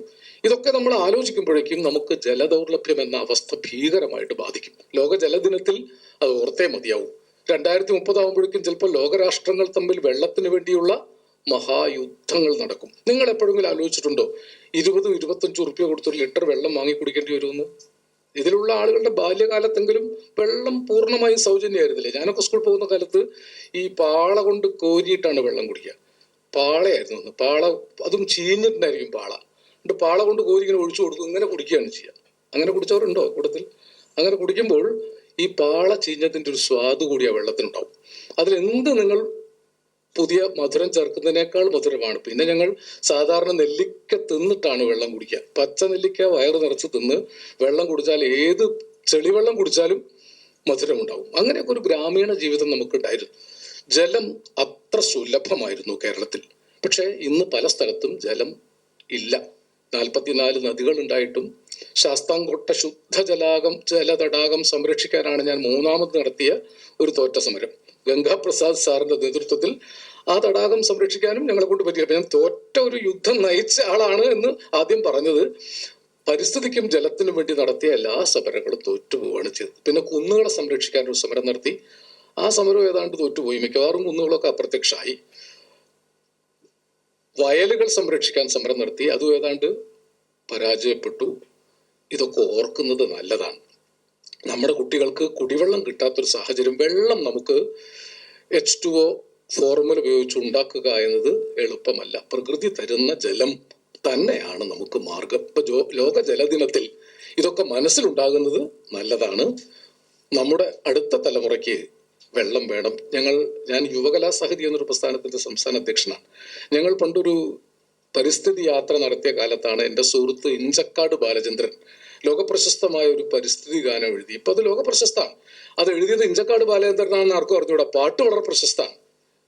ഇനി വരുന്നൊരു തലമുറയ്ക്ക് ഇവിടെ വാസം സാധ്യമോ, ഇനി വരുന്നൊരു തലമുറയ്ക്ക് ഇവിടെ വാസം സാധ്യമോ, മലിനമായ ജലാശയം അതിമലിനമായൊരു ഭൂമിയും, മലിനമായ ജലാശയം അതിമലിനമായൊരു ഭൂമിയും, ഇനി വരുന്നൊരു തലമുറയ്ക്ക് ഇവിടെ വാസം സാധ്യമോ. 30 വർഷം മുമ്പ് ആലപ്പാട്ട് ഒരു പരിസ്ഥിതി ക്യാമ്പിൽ വെച്ചാണ് ഇഞ്ചക്കാട് ബാലേന്ദ്രനെ പാട്ട് എഴുതിയത്. ആ പാട്ടിന്ന് ലോക പ്രശസ്ത. ബാലേന്ദ്രനെ ആരും ഓർക്കുന്നില്ല. പക്ഷെങ്കിലും നമുക്ക് അഭിമാനിക്കാം, ഒരു ജനതയുടെ ഉത്കണ്ഠയായിട്ട് ഈ പരിസ്ഥിതി ഗാനം ഇപ്പോഴും നിലനിൽക്കുന്നുണ്ട്. അതുപോലെ ആ ഉത്കണ്ഠകൾ ഇല്ലാത്തൊരു കാലത്ത് ജീവിച്ച വയലാർ രാമവർമ്മയുടെ കവിതകൾ നമുക്ക് ജലസമൃദ്ധമായ ഒരു കാലം ഓർമ്മപ്പെടുത്തി തരുന്നുണ്ട്. പുഴകൾ, മലകൾ, പൂവനങ്ങൾ, ഭൂമിക്ക് കിട്ടിയ സ്ത്രീധനങ്ങൾ, സന്ധ്യകൾ, മന്ദാരച്ചാമരം വീശുന്ന ചന്ദന ശീതള മണപ്പുറങ്ങൾ. ഏതെങ്കിലും ചന്ദന ശീതള മണപ്പുറങ്ങൾ ഇപ്പോൾ കാണാറുണ്ടോ? മണപ്പുറങ്ങളൊക്കെ വികൃതമായി. ഇവിടമാണ് ഇതിഹാസ രൂപിയാം ഈശ്വരൻ ഇറങ്ങിയ തീരം. ആദ്യമായിട്ട് ദൈവത്തിന്റെ നാട് എന്ന് പ്രഖ്യാപിച്ചത് വയലാർ രാമവർമ്മയാണ്. ഇവിടമാണ് ഇതിഹാസ രൂപിയാം ഈശ്വരൻ ഇറങ്ങിയ തീരം. പുരുഷാന്തരങ്ങളെ ഇവിടെ കൊളുത്തുമോ പുതിയൊരു സംഗമദീപം. ഇത് നദി എന്ന സിനിമയിലൊരു പാട്ടാണ്. നദി എന്ന സിനിമയിൽ തന്നെ നദിയാണ് വിഷയം. ഒരുപാട് പാട്ടുകൾ നദിയായിട്ട് ബന്ധപ്പെട്ടതാണ്. കായാം പൂ കണ്ണിൽ വിടരും കമലദളം കവിളിൽ വിടരും അനുരാഗവതി നിൻ ചൊടികളിൽ നിന്നാലിപ്പഴം പൊഴിയും. ചൊടികളിൽ നിന്ന് ആലിപ്പഴം പൊടിയുന്ന ഏതെങ്കിലും കാമുകിമാരെ ഇപ്പൊ കാണാറുണ്ടോ? പൊന്നരഞ്ഞാണം ഭൂമിക്ക് ചാർത്തും പുഴയുടെ കാന്ത പുളിനത്തിൽ. പൊന്നരഞ്ഞാണം ഭൂമിക്ക് ചാർത്തുന്ന ഏകാന്ത പുളിനം. അതിവിടെ അടുത്തൊരു പുഴയാണ്, എറണാകുളത്തിനടുത്താ അത്. 1000 പാദസരങ്ങൾ കിലുങ്ങി ആലുവ പുഴ പിന്നെയും ഒഴുകി. പിന്നെയും ഒഴുകുന്നുണ്ടോ ഇപ്പൊ അല്ലെ? നിലച്ചിട്ടില്ല, ഒഴുകുന്നുണ്ട്. 1000 പാദസരങ്ങൾ കിലുങ്ങുന്നുണ്ടോ? വയലാർ എഴുതുന്ന കാലത്ത് ആലുവ പുഴയ്ക്ക് 1000 പാദസരങ്ങൾ ഉണ്ടായിരുന്നു. ആലുവ പുഴയിൽ മീൻ പിടിക്കാൻ പോകും അഴകുള്ള പൊന്മാനെ, നാളെയും ഈ വഴി നീ വരുമോ നീലപ്പൊന്മാനെ. ഇതും വയലാർ എഴുതിയതാ. കേരളത്തിലെ എല്ലാ പുഴകളെ കുറിച്ചും വയലാർ എഴുതിയിട്ടുണ്ട്. ഭാരതപ്പുഴയിലെ ഓളങ്ങളെ എന്നൊരു പാട്ടുണ്ട് കലക്ടർ മാലതി എന്ന സിനിമയിൽ. പഴയൊരു പ്രേമ കഥ ഓർമ്മയുണ്ടോ? എൻ്റെ സുഹൃത്തായിരുന്നു ഗിരീഷ് പുത്തഞ്ചേരി, അകാലത്തിൽ മരിച്ചുപോയി. ഗിരീഷിന് വലിയ ആഗ്രഹം, എനിക്ക് നീളാതീരത്ത് കുറച്ചു ദിവസം താമസിക്കണം, എന്നിട്ട് വയലാർ എഴുതിയതുപോലെ ഭാരതപ്പുഴയിലെ ഓളങ്ങളെ പോലെ ഒരു പാട്ട് എഴുതണം. ഞാനാണ് തൃത്താലയിൽ അയാൾക്ക് TBയിൽ താമസിക്കാൻ അവസരം ഉണ്ടാക്കി കൊടുത്തു. 2 ദിവസം അവിടെ താമസിച്ചുള്ളൂ. അന്ന് ഈ മൊബൈൽ ഫോൺ ഇല്ലാത്തതുകൊണ്ട് എനിക്ക് വിളിക്കാനൊന്നും പറ്റിയില്ല, എന്നെ വിളിക്കാനും പറ്റിയില്ല. എനിക്ക് അയാൾ അന്ന് അവിടെ ഉണ്ടായ കവിത 2 ദിവസം രാവിലെ മുതൽ രാത്രി വരെ ജനൽ തുറന്നിട്ട് പുഴയെ തന്നെ നോക്കിക്കൊണ്ടിരുന്ന് വയലാറിനെ പോലെ പാട്ട് എഴുതാൻ വേണ്ടി വളരെ വളരെ ധ്യാനിച്ച് അയാൾ എഴുതിയ 2 വരി എനിക്ക് അയച്ചു തന്നു. ഭാരതപ്പുഴയിലെ ലോറികളെ എന്നാണ് ആ പാട്ട്. ഭാരതപ്പുഴയിലേക്ക് നോക്കുമ്പോൾ കാണുന്നത് ലോറികൾ മാത്രമാണ്. ലോറികൾ വന്ന് മണൽ കൊണ്ടുപോകുന്നു, ലോറികൾ വന്ന് മണൽ എടുത്തു പോകുന്നു, വീണ്ടും വരുന്നു. ഒരു പുഴയുടെ ഒരു അടയാളം പോലും ഇല്ല. ഭാരതപ്പുഴയിലെ ഓളങ്ങളെ എന്ന് വയലാർ എഴുതും പോലെ എഴുതാൻ നിവൃത്തിയില്ല. ഭാരതപ്പുഴയിലെ ലോറികളെ, ഇതാണ് ഭാരതപ്പുഴയുടെ സ്ഥിതി. പെരിയാറിന്റെ സ്ഥിതി നിങ്ങൾ കണ്ടില്ലേ? പെരിയാറേ പർവ്വത നിരയുടെ പനിനീരെ കുളിരും കൊണ്ട് കുണുങ്ങി നടക്കുന്ന മലയാളി പെണ്ണാണ് നീ. വയലാർ എഴുതിയതാണ്. പൊന്നലകൾ ഞൊറിഞ്ഞൊടുത്തു പോകാനൊരുങ്ങുകയാണല്ലോ. പൊന്നലകൾ ഞൊറിഞ്ഞൊടുത്ത് പോകാനൊരുങ്ങുകയാണല്ലോ. മലയാറ്റൂർ പള്ളിയിൽ പെരുന്നാള് കൂടണം, ശിവരാത്രി കാണേണം നീ. ആലുവ ശിവരാത്രി കാണേണം നീലേ. നാടാകെ പനിനീര് നൽകേണം, നാടോടിപ്പാട്ടുകൾ പാടേണം. കടലിൽ നീ ചെല്ലണം, കാമുകനെ കാണണം, കല്യാണം അറിയിക്കണം, നിന്റെ കല്യാണം അറിയിക്കണം. എനിക്കതിലിപ്പോഴും സംശയമുണ്ട്. ആരെയാണ് നദി കല്യാണം കഴിക്കാൻ പോകുന്നത്? കടലിൽ പോയിട്ട് നിന്റെ കല്യാണം കാമുകനെ അറിയിക്കണം. അപ്പൊ കല്യാണം കഴിക്കാൻ പോകുന്ന ആള് വേറെ ഒരാളാണെന്നൊരു സൂചന അതിലുണ്ട്. അത് ആരായിരുന്നു ഇപ്പോഴും മനസ്സിലായിട്ടില്ല. പക്ഷെ അവളെ കൊല്ലാൻ വന്ന നമ്മളെപ്പോഴുള്ള ആളുകായിരിക്കും. ഇപ്പോൾ കാമുകന്മാരൊക്കെ കാമുകിമാരെ കുത്തിക്കൊല്ലുന്ന കാലമല്ലേ അല്ലെ? പ്രേമ കത്തല്ലല്ലോ ഇപ്പോ, പ്രേമ കുത്തല്ലേ. എത്ര കാമുകന്മാരാണ് കേരളത്തിൽ കാമുകിമാരെ കുത്തിക്കൊന്നത്? പ്രേമം നിഷേധിച്ചാൽ ഉടനെ കുത്തിക്കളയും. തിരിച്ച് ഇപ്പോൾ കഷായ ചലഞ്ചായിട്ട് ജ്യൂസ് കൊടുത്ത് കൊല്ലാൻ തുടങ്ങിയിരുന്നു. അതിൽ സ്ത്രീ സമത്വം മുഴുവൻ വന്നില്ല. 1-2 കേസേ വന്നുള്ളൂ. സ്ത്രീവാദ പ്രസ്ഥാനക്കാർ സ്ത്രീ സമത്വത്തിന് വേണ്ടി പുറപ്പെട്ടിരുന്നെങ്കിൽ എണ്ണം കൂടുമായിരുന്നു. ഇത് ഈ ഹിംസാത്മകത പ്രണയത്തിലും വന്നല്ലോ. അത് ചെറിയ ലോകത്തല്ല. വയലാർ എഴുതിയ പോലത്തെ ഒരു പ്രേമഗാനം ഇപ്പോൾ ആരെങ്കിലും എഴുതാറുണ്ടോ? വയലാർ സ്ത്രീകളെയൊക്കെ വിളിച്ചത് കേട്ടാൽ അത്ഭുതം തോന്നും. എന്തൊക്കെയാണ് വിളിച്ചത്? പ്രേമ ഭിക്ഷുകി, സന്യാസിനി, അല്ലെ? കാമുകിയെ വിളിക്കാൻ അങ്കനമാർ മൗലേ, അംശുമതി ബാലേ, അനങ്ക കാവ്യകലേ. ഇപ്പോഴൊക്കെ കാമുകിയെ കിട്ടും. ഇതെന്താന്ന് മനസ്സിലാവില്ല, അല്ലെ? അങ്കനമാർ മൗലേ എന്നൊക്കെ വിളിച്ച തെറി വിളിച്ചാന്ന് തോന്നും. പക്ഷെ സ്ത്രീയെ വിശേഷിപ്പിക്കാവുന്നതിന്റെ പരമാവധിയാണ് വയലാർ. ചക്രവർത്തിനി, അല്ലെ? ചക്രവർത്തിനി, നിനക്ക് ഞാൻ എൻ്റെ ശില്പഗോപുരം തുറന്നു, പുഷ്പപാതകം പുറത്തു വെക്കൂ, നീ നഗ്നപാതയായി അകത്തു വരൂ. എന്തൊരു മനോഹരമായ കവിതയാണ്. സാലഭഞ്ജികകൾ കൈകളിൽ കുസുമതാലമെന്തി വരവേൽക്കും, പഞ്ചലോഹ മണിമന്ദിരങ്ങളിൽ മൺവിളക്കുകൾ പൂക്കും, അല്ലെ? മൺവിളക്കുകളൊക്കെ താനെ പൂക്കുന്ന അന്തരീക്ഷം. അങ്ങനെ പാട്ടെഴുതിയ വയലാറിന്റെ കാലത്തുനിന്ന് ഇങ്ങോട്ട് വന്നപ്പോൾ എൻ കരളിൽ താമസിച്ചാൽ ഉമ്മ തരാം രാക്ഷസി എന്ന്, കാമുകിയെ രാക്ഷസി എന്ന് ആദ്യമായി സംബോധന ചെയ്ത പാട്ടുണ്ടായത് മലയാളത്തിലാണ്. എൻ്റെ ഒരു മാനേജർ ഫീൽഡിൽ പോയപ്പോൾ, ഞാൻ ബാങ്കിൽ ജോലി ചെയ്യുന്ന കാലത്ത്, അയാളുടെ ഫോൺ ഇങ്ങനെ അടിച്ചോണ്ടേയിരിക്കുന്നു. ഒരു 10 തവണ അടിച്ചപ്പോൾ ഞാൻ പോയി നോക്കി, അപ്പോൾ രാക്ഷസി കോളിംഗ് എന്നാണ് വരുന്നത്.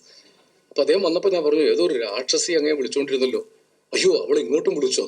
അപ്പൊ ഭാര്യ അറിയാതിരിക്കാൻ വേണ്ടി കാമുകിയുടെ പേര് കോഡ് ചെയ്ത് വെച്ചിരിക്കുന്നത് രാക്ഷസി എന്നാണ്. അപ്പൊ രാക്ഷസി എന്നാണ് കാമുകിയെ വിശേഷിപ്പിക്കേണ്ടത് എന്നൊരു പൊതു ബോധമുണ്ടായി. ഇപ്പൊ രാക്ഷസികളെ കൊല്ലുന്നതിൽ വലിയ കുറ്റമൊന്നും പറയാനില്ലല്ലോ, അല്ലെ? പിന്നെന്താ, കൊക്കോഴി ചില്ലി ചിക്കൻ പീസായി നിന്നെ കൊത്തി വിഴുങ്ങും ഞാൻ. അതൊരു പാട്ടാ, ഒരു പ്രണയഗാന. കാമുകന് പ്രേമം മൂർച്ഛിച്ചപ്പോൾ ചില്ലി ചിക്കൻ പീസായി നിന്നെ കൊത്തി വിഴുങ്ങും, കാമുകിയെ തട്ടിക്കളയുന്നാണ് പറയുന്നത്. ഇതാണ് നമ്മുടെ പാട്ട് സംസ്കാരത്തിൽ വന്ന മാറ്റം. വയലാർ ഒരിക്കലും പ്രേമിച്ചു നിന്നെ ഞാനൊരു ദേവസ്ത്രീയാക്കും. ഒരു കാമുകിയോട് വയലാർ പറയുന്ന, നിന്നെ ഞാൻ പ്രേമിച്ച് കൊല്ലുമെന്നല്ല, പ്രേമിച്ച് നിന്നെ ഞാൻ ദേവസ്ത്രീയാക്കും. കാടായ കാടുകൾ മുഴുവൻ ഞാനൊരു കതിർമണ്ഡപമാക്കും. അതാണ് കാടായ കാടുകളൊക്കെ പൂവനങ്ങൾ, അല്ലെ? പൂവനങ്ങളൊക്കെ കതിർമണ്ഡപമാക്കി മാറ്റിയ എഴുത്തുകാരനാണ്. വയലാറിന്റെ പാട്ടുകളിൽ വസന്ത ഭംഗിയാർന്നിങ്ങനെ പുഴകൾ ഒഴുകുകയാണ്. വയലാറിന്റെ പാട്ടുകളിൽ ഇല്ലാത്ത പുഴകളില്ല. ഞാൻ നോക്കുമ്പോൾ ഒരു പാട്ടിൽ, പള്ളാത്തുരുത്തിയാറിൽ ഒരു വെള്ളി നിലാവുള്ള രാവിൽ പണ്ടൊരു തമ്പുരാൻ വഞ്ചിയിൽ വന്നൊരു പെണ്ണിനെ കണ്ടു, മൈനത്തരുവി കൊലക്കേസ് സിനിമയിലെ പാട്ടാണ്. അപ്പൊ നോക്കുമ്പോൾ എനിക്ക് പള്ളാത്തുരുത്തിയാർ അറിഞ്ഞുകൂടാ. ഞാൻ വിചാരിച്ചു, വയലാർ എഴുതിയിട്ടുണ്ടെങ്കിൽ ഒരു ആറുണ്ടാവാതെ നിവൃത്തിയില്ല. ഞാൻ അന്വേഷിച്ചു പിടിച്ചപ്പോൾ ആലപ്പുഴയിൽ നിന്ന് എറണാകുളത്തേക്ക് വരുന്ന വഴിയിൽ പള്ളാത്തുരുത്തിയാർ എന്ന് പറയുന്ന ഒരു ആറുണ്ട്. അന്വേഷിച്ചാൽ നമുക്ക് കാണാൻ പറ്റും. ഒരു ആറും ഇല്ലാതെ എഴുതിയതല്ല. കൈതപ്പുഴ കായലിലെ എന്നൊരു പാട്ടുണ്ട്. അപ്പൊ പുഴ എങ്ങനെയാ കായലാവാന്ന് ചോദിച്ചു ഞാൻ. കൈതപ്പുഴ കായലിലെ ഓ ഓ അല്ല, പാട്ട് കേട്ടില്ലേ? അപ്പൊ അത് ആ കായലിന്റെ പേരതാണ്, കൈതപ്പുഴ കായലെന്നാണ്. ഈ കായലുകളും പുഴകളും ഒക്കെ വയലാർ എഴുതി നിറച്ചു. ഏത് കായലാണ് വയലാറിന്റെ ശ്രദ്ധപ്പെടാതെ പോയത്? വൈക്കം കായലിൽ ഓളം തള്ളുമ്പോൾ എന്നൊരു കവിത തന്നെ എഴുതിയിട്ടുണ്ട്. എത്രയോ ഈ നദികളും പുഴകളും പൂക്കളും, വയലാറിന്റെ കവിതയിലില്ലാത്ത പൂക്കളില്ല. പാരിജാതം തിരുമിഴി തുറന്നു, അത് പൂ മല ഒന്നിച്ചാണ്.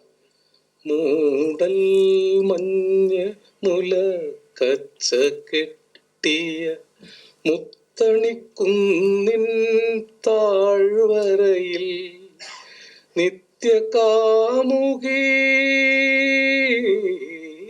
നിത്യകാമുകി നിൽപ്പൂ ഞാൻ ഈ നിശാ നികുഞ്ചത്തിനരികിൽ, എഴുന്നേൽക്കൂ സഖി എഴുന്നേൽക്കൂ, ഏകാന്ത ജാലകം തുറക്കൂ. പാരിജാതമാണതിൽ തിരുമൊഴി തുറക്കുന്നത്. മറ്റൊരു പാട്ടിൽ, ശംഖുപുഷ്പം കണ്ണെഴുതുമ്പോൾ ശകുന്തളെ നിന്നെ ഓർമ്മ വരും. ഈ ശംഖുപുഷ്പം കണ്ടിട്ടുണ്ടോ? ശംഖുപുഷ്പം കണ്ണെഴുതിയ ഒരു പൂവാണ്. ഈ ശംഖുപുഷ്പം കണ്ണെഴുതുമ്പോൾ എന്ന് വെറുതെ എഴുതുന്നതല്ല, ആ പൂവിനെ കണ്ടിട്ട് തന്നെയാണ്.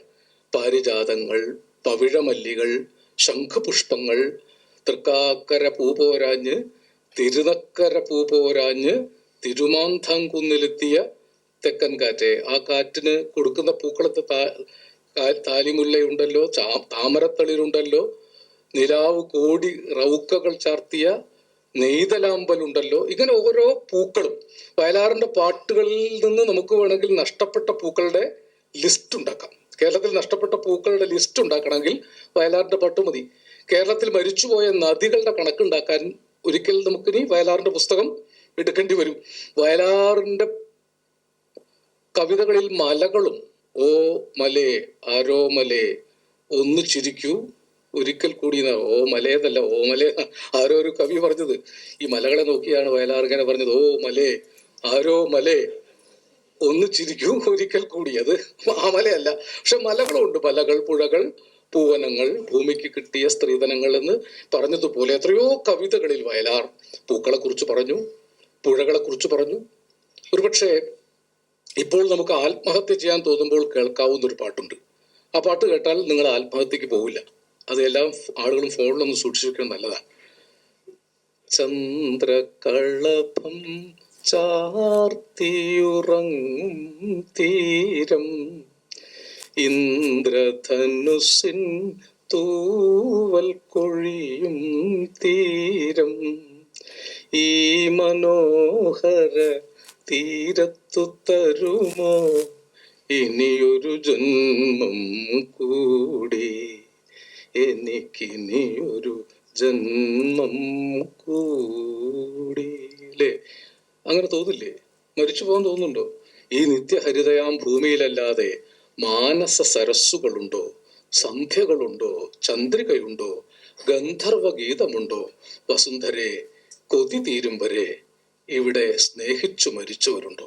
വയലാർ അത്ര എഴുതുള്ളൂ. ഈ നിത്യഹരിതമാൻ തീരല്ലാതെ വാൾമാർട്ടുകളുണ്ടോ, ലുലു മാളുകളുണ്ടോ എന്നൊന്നും വയലാർ എഴുതിയിട്ടില്ല. അതൊക്കെ ഉണ്ടായതുകൊണ്ടൊന്നും ആളുകൾ മനസ്സമാധാനത്തോടുകൂടി ജീവിക്കില്ല. നിങ്ങളുടെ കയ്യിൽ പണം ഉണ്ടെങ്കിൽ അച്ഛനെ അമ്മയെ ഒഴിച്ച് ബാക്കിയൊക്കെ ഈ മാളിൽ പോയിട്ട് വാങ്ങാം. ഒരു ഗ്രാം സന്തോഷം വേണമെന്ന് പറഞ്ഞാൽ ഒരു കച്ചവട സ്ഥാപനത്തിനും തരാൻ സാധിക്കില്ല. ഒരു പാട്ട് കേട്ടാൽ നിങ്ങൾക്ക് എത്രയോ സന്തോഷം ഉണ്ടാവും. You will be spiritually rich, അല്ലെ? ആത്മീയമായി സമ്പന്നരായി തീരും. അതാണ് വയലാറിന്റെ ഏറ്റവും വലിയ ഗുണം. വയലാറിന്റെ ഏത് പാട്ട് കേട്ടാലാണ് നമുക്ക് മാനസികമായ ആനന്ദം എന്ന് പറയുന്ന വികാരം ഉണ്ടാവാത്തത്? ഇപ്പോൾ വിശേഷിച്ചും നമ്മളുടെ ഈ ശൂന്യതയിൽ നമ്മൾ എപ്പോഴും വയലാറിന്റെ പാട്ടുകൾ എടുത്ത് കേൾക്കാറുണ്ട്. ഞാനൊക്കെ പലപ്പോഴും വല്ലാത്തൊരു ബുദ്ധിമുട്ട് തോന്നിയാൽ വയലാറിന്റെ പാട്ടെടുത്ത് കേൾക്കും. അപ്പൊ വയലാർ നഷ്ടപ്പെട്ട പലതിനെ കുറിച്ച് പറഞ്ഞിരിക്കുന്നു. നമ്മുടെ നിലാവുകളെ കുറിച്ച്, നമ്മുടെ പൂക്കളെ കുറിച്ച്, നമ്മുടെ പുഷ്പകാലങ്ങളെ കുറിച്ച്, പൂവനങ്ങളെ കുറിച്ച്, നമ്മുടെ കാമുകിമാരൊക്കെ ഋതുമതികളായിരുന്ന കാലത്തെ കുറിച്ച്. ഓരോ പാട്ടുകൾ ഉണ്ടാക്കുന്ന അന്തരീക്ഷമാകട്ടെ നമുക്ക് ഒരിക്കലും ഹൃദയത്തിൽ നിന്ന് വിട്ടുപോവാത്ത സൗന്ദര്യ മണ്ഡലങ്ങളാണ്. കേരളത്തിലെ ഋതുവ്യതിയാനങ്ങളിലൂടെ തലങ്ങും വിലങ്ങും നടന്ന ഒരാളാണ് വയലാർ രാമവർമ്മ. കാളിദാസനെ നമുക്ക് പരിചയപ്പെടുത്തി തന്നു. കാളിദാസനെ നമ്മൾ ഒരുപക്ഷെ നേരിട്ടല്ല പരിചയപ്പെട്ടത്, പാട്ടുകളിലൂടെയാണ് പരിചയപ്പെട്ടത്. ഉജ്ജയിനിയിലെ ഗായിക ഉർവശി എന്നൊരു മാളവിക, ശില്പികൾ തീർത്ത കാളിദാസന്റെ കൽപ്രതിമയിൽ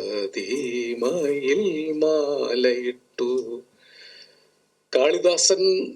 കാളിദാസനെ വിക്രമാദിത്യന്റെ ഒരു സഹോദരിക്ക് വലിയ പ്രണയമായിരുന്നു. പക്ഷെ വിക്രമാദിത്യനുള്ളപ്പോൾ അത് പ്രകടിപ്പിക്കാൻ പറ്റിയില്ല. അതൊരു പഴയ കഥയാണ്. കാളിദാസൻ മരിച്ചു കഴിഞ്ഞ് ഒരു വലിയ പ്രതിമയുണ്ടാക്കി കാളിദാസന്റെ. അപ്പോൾ ആരും അറിയാതെ തന്റെ പൂർവ്വ പ്രണയം സാക്ഷാത്കരിക്കാനായി ആ പ്രതിമയിൽ വിക്രമാദിത്യ രാജാവിന്റെ സഹോദരി ചെന്ന് മാലയിട്ടു എന്നൊരു കഥയാണിത്. പക്ഷെ അതിൽ പറഞ്ഞിരിക്കുന്ന ഉർവശി എന്ന മാളവിക, ഉർവശി വിക്രമോർവശിയം എന്ന കാവ്യമാണ്, കാളിദാസന്റെ കാവ്യമാണ്. മാളവികാഗ്നി മിത്രം എന്ന കാവ്യത്തിലെയാണ്. ഋതുദേവതയായി നൃത്തം വെച്ചു, ഋതുസംഹാരം എന്ന കാവ്യമാണ്. ഋതുദേവതയായി നൃത്തം വെച്ചു, മുനികന്യകയായി പൂജിച്ചു. മുനികന്യക ശാകുന്തളത്തിലെ മുനികന്യകയാണ്. ഹിമഗിരി കന്യയായി തപസ്സിരുന്നു, കുമാരസംഭവത്തിലെ ഹിമഗിരി കന്യകയാണ്. ഇങ്ങനെ കാളിദാസന്റെ കാവ്യങ്ങളെ മുഴുവൻ 4-5 വരികളിൽ സംഗ്രഹിച്ച് നമുക്ക് തന്നു. ഇങ്ങനെ കാളിദാസ്യമായ അനുഭൂതി മണ്ഡലങ്ങൾ വയലാർ എന്താണ് തന്നത് എന്നതിന് കണക്കില്ല.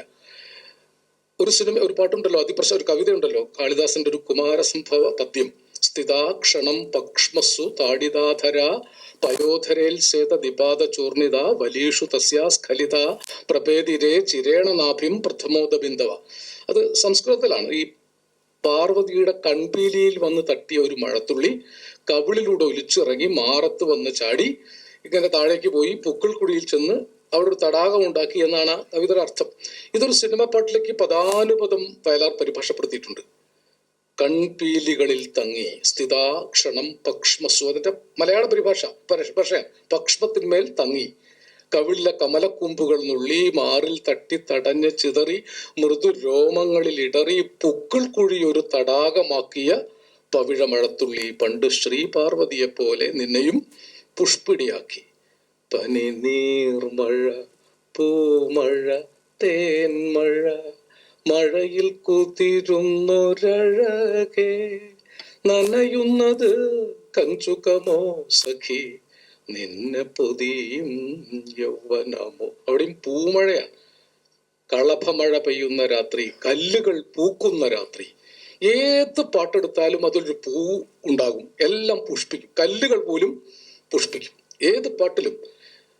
സോളമന്റെ ഉത്തമഗീതം ഒരുപക്ഷെ പഴയ ബൈബിളിലെ, പഴയ നിയമത്തിലെ ഏറ്റവും മനോഹരമായ കവിതയാണ്. അതിലാണ് നമുക്ക് ഗ്രാമങ്ങളിൽ ചെന്ന് രാപാർക്കാം, അധികാലത്തെഴുന്നേറ്റ് മുന്തിരിവള്ളികൾ തളിർത്തിരിക്കുന്നോ എന്നും മാതളനാരകം പൂത്തിരിക്കുന്നോ എന്നും നോക്കാം, അവിടെ വെച്ച് ഞാൻ നിനക്ക് എൻ്റെ പ്രണയം തരും, ജെറൂസലേം കന്യകമാരെ ഞാൻ അവനെ ഓർത്ത് പ്രണയ പരവശയായിരിക്കുന്നു. ഇതൊന്നും എൻ്റെ വരികളല്ല കേട്ടോ, ഇതൊക്കെ ബൈബിളിൽ പഴയ നിയമത്തിൽ ഉത്തമഗീതത്തിൽ സോങ് ഓഫ് സോങ്സിൽ പറഞ്ഞിരിക്കുന്ന.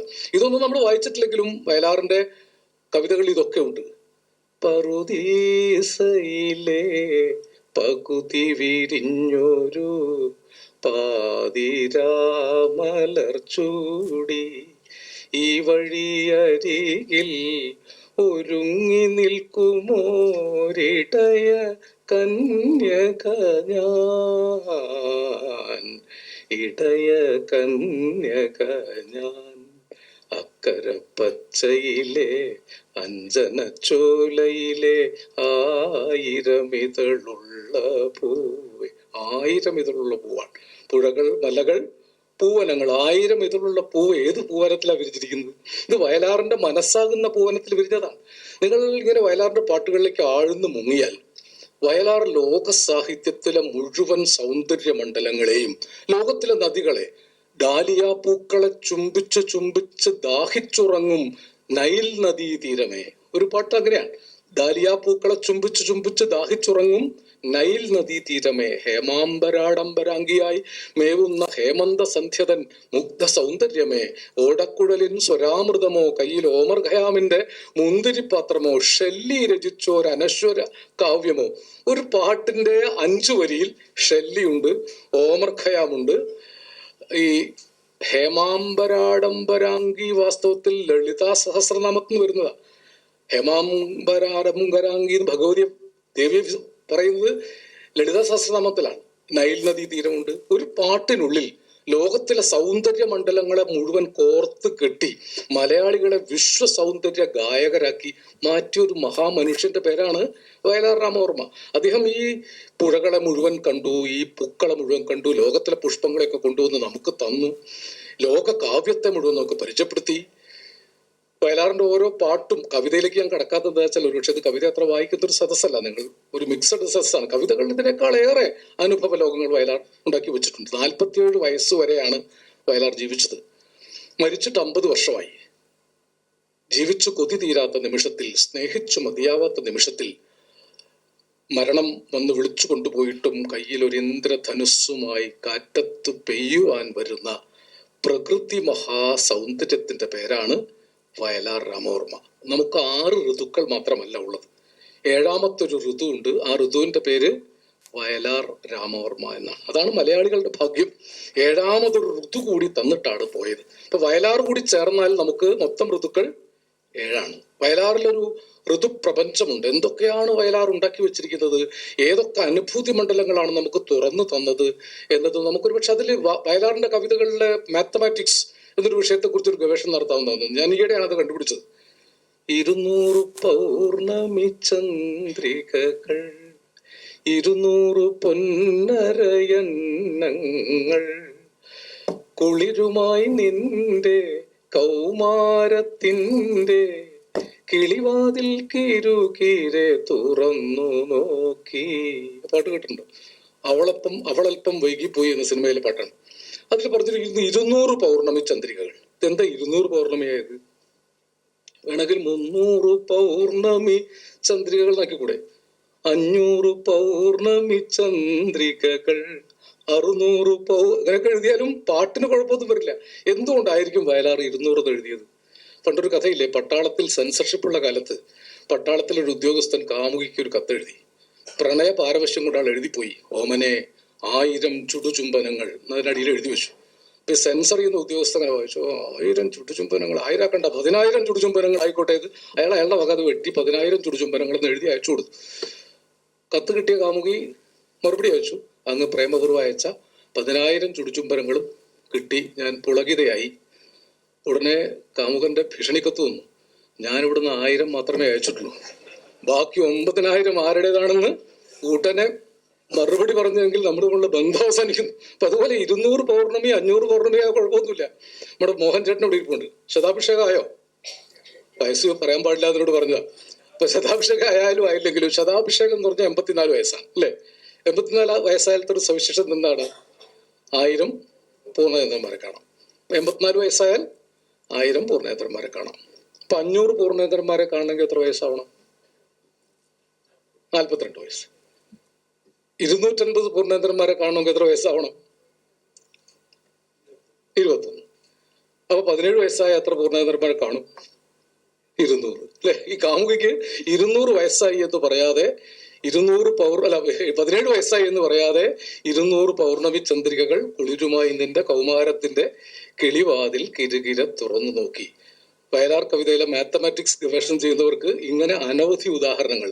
വയലാർ കവിതകളുടെ നദികളെ കുറിച്ച് പഠിക്കുന്നവർക്ക്, വയലാർ കവിതകളുടെ പൂക്കളെ കുറിച്ച്, അമ്പലക്കുളങ്ങര കുളിക്കാൻ ചെന്നപ്പോൾ അയലത്തെ പെണ്ണുങ്ങൾ കളിയാക്കി. അവൾ അമ്പലക്കുളങ്ങൾ, പുഴകൾ, കായലുകൾ, പുഷ്പവാടികൾ തുടങ്ങി മാലിനി നദിയിൽ കണ്ണാടി നോക്കും മാനെ പുള്ളിമാനെ, ആരോടും പോയി പറയരുതീ കഥ മാനെ പുള്ളിമാനെ. ശകുന്തളൻ മാലിനി നദിയിലെ കണ്ണാടി നോക്കുന്നു.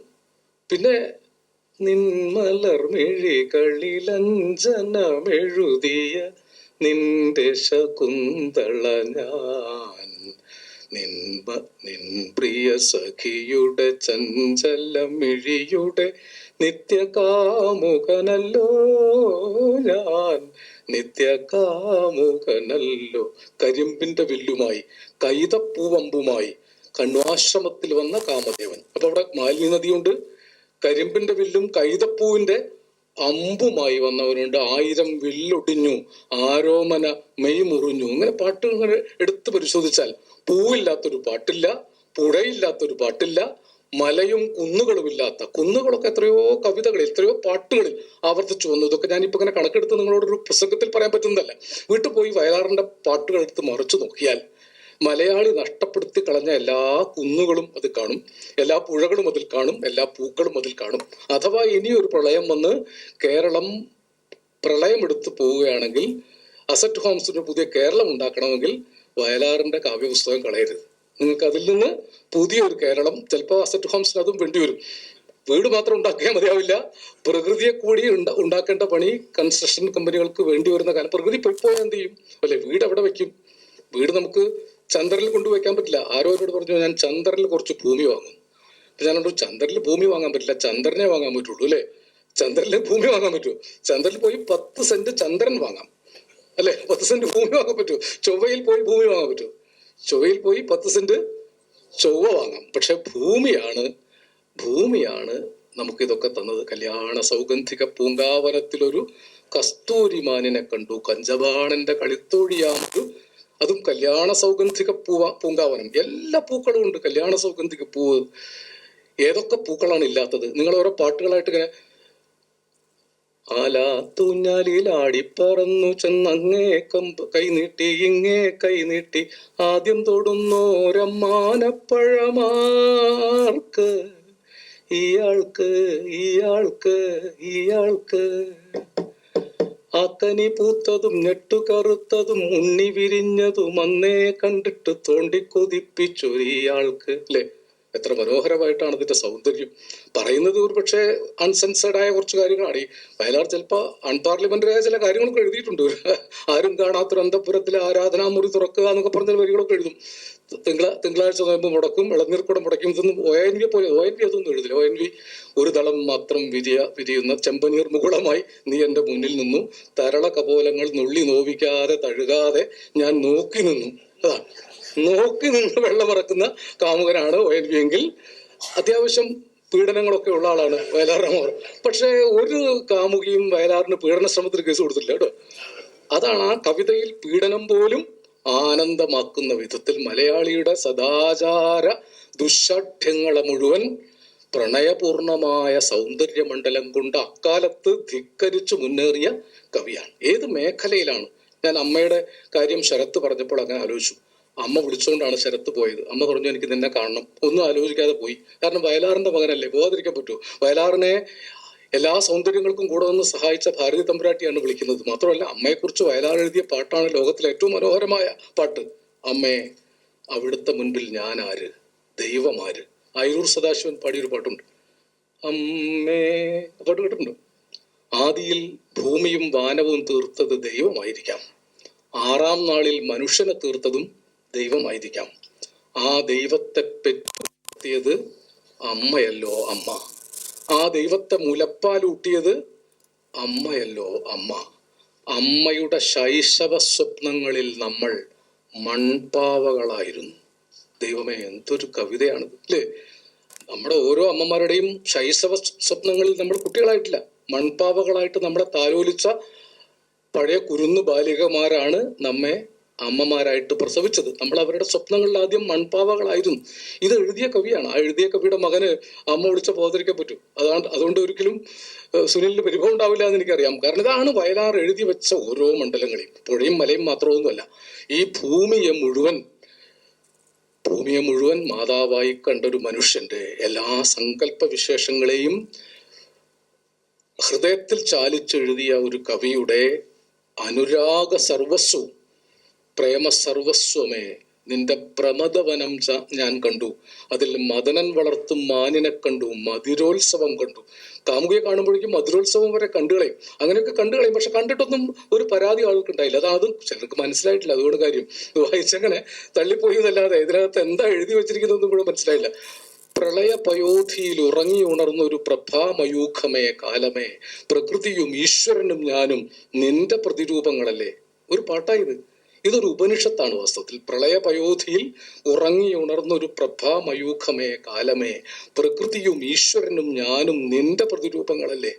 മന്വന്തരങ്ങൾ ജനിച്ചു മരിക്കും ഈ മൺമതിൽക്കെട്ടിനു മുകളിൽ, ഋതുക്കൾ നിൻ പ്രിയ മാനസപുത്രികൾ ഇടം വലം നിൽക്കും തേരിൽ, സൗരയൂഥങ്ങളിൽ നീ വന്ന് വിതയ്ക്കും സൗന്ദര്യം എന്തൊരു സൗന്ദര്യം, കാലമേ ഇനി എത്ര ജന്മങ്ങൾ കഴിഞ്ഞാലും ഈ സൗന്ദര്യം എനിക്ക് മാത്രം. ഇതൊരു കവിക്കേ പറയാൻ പറ്റൂ.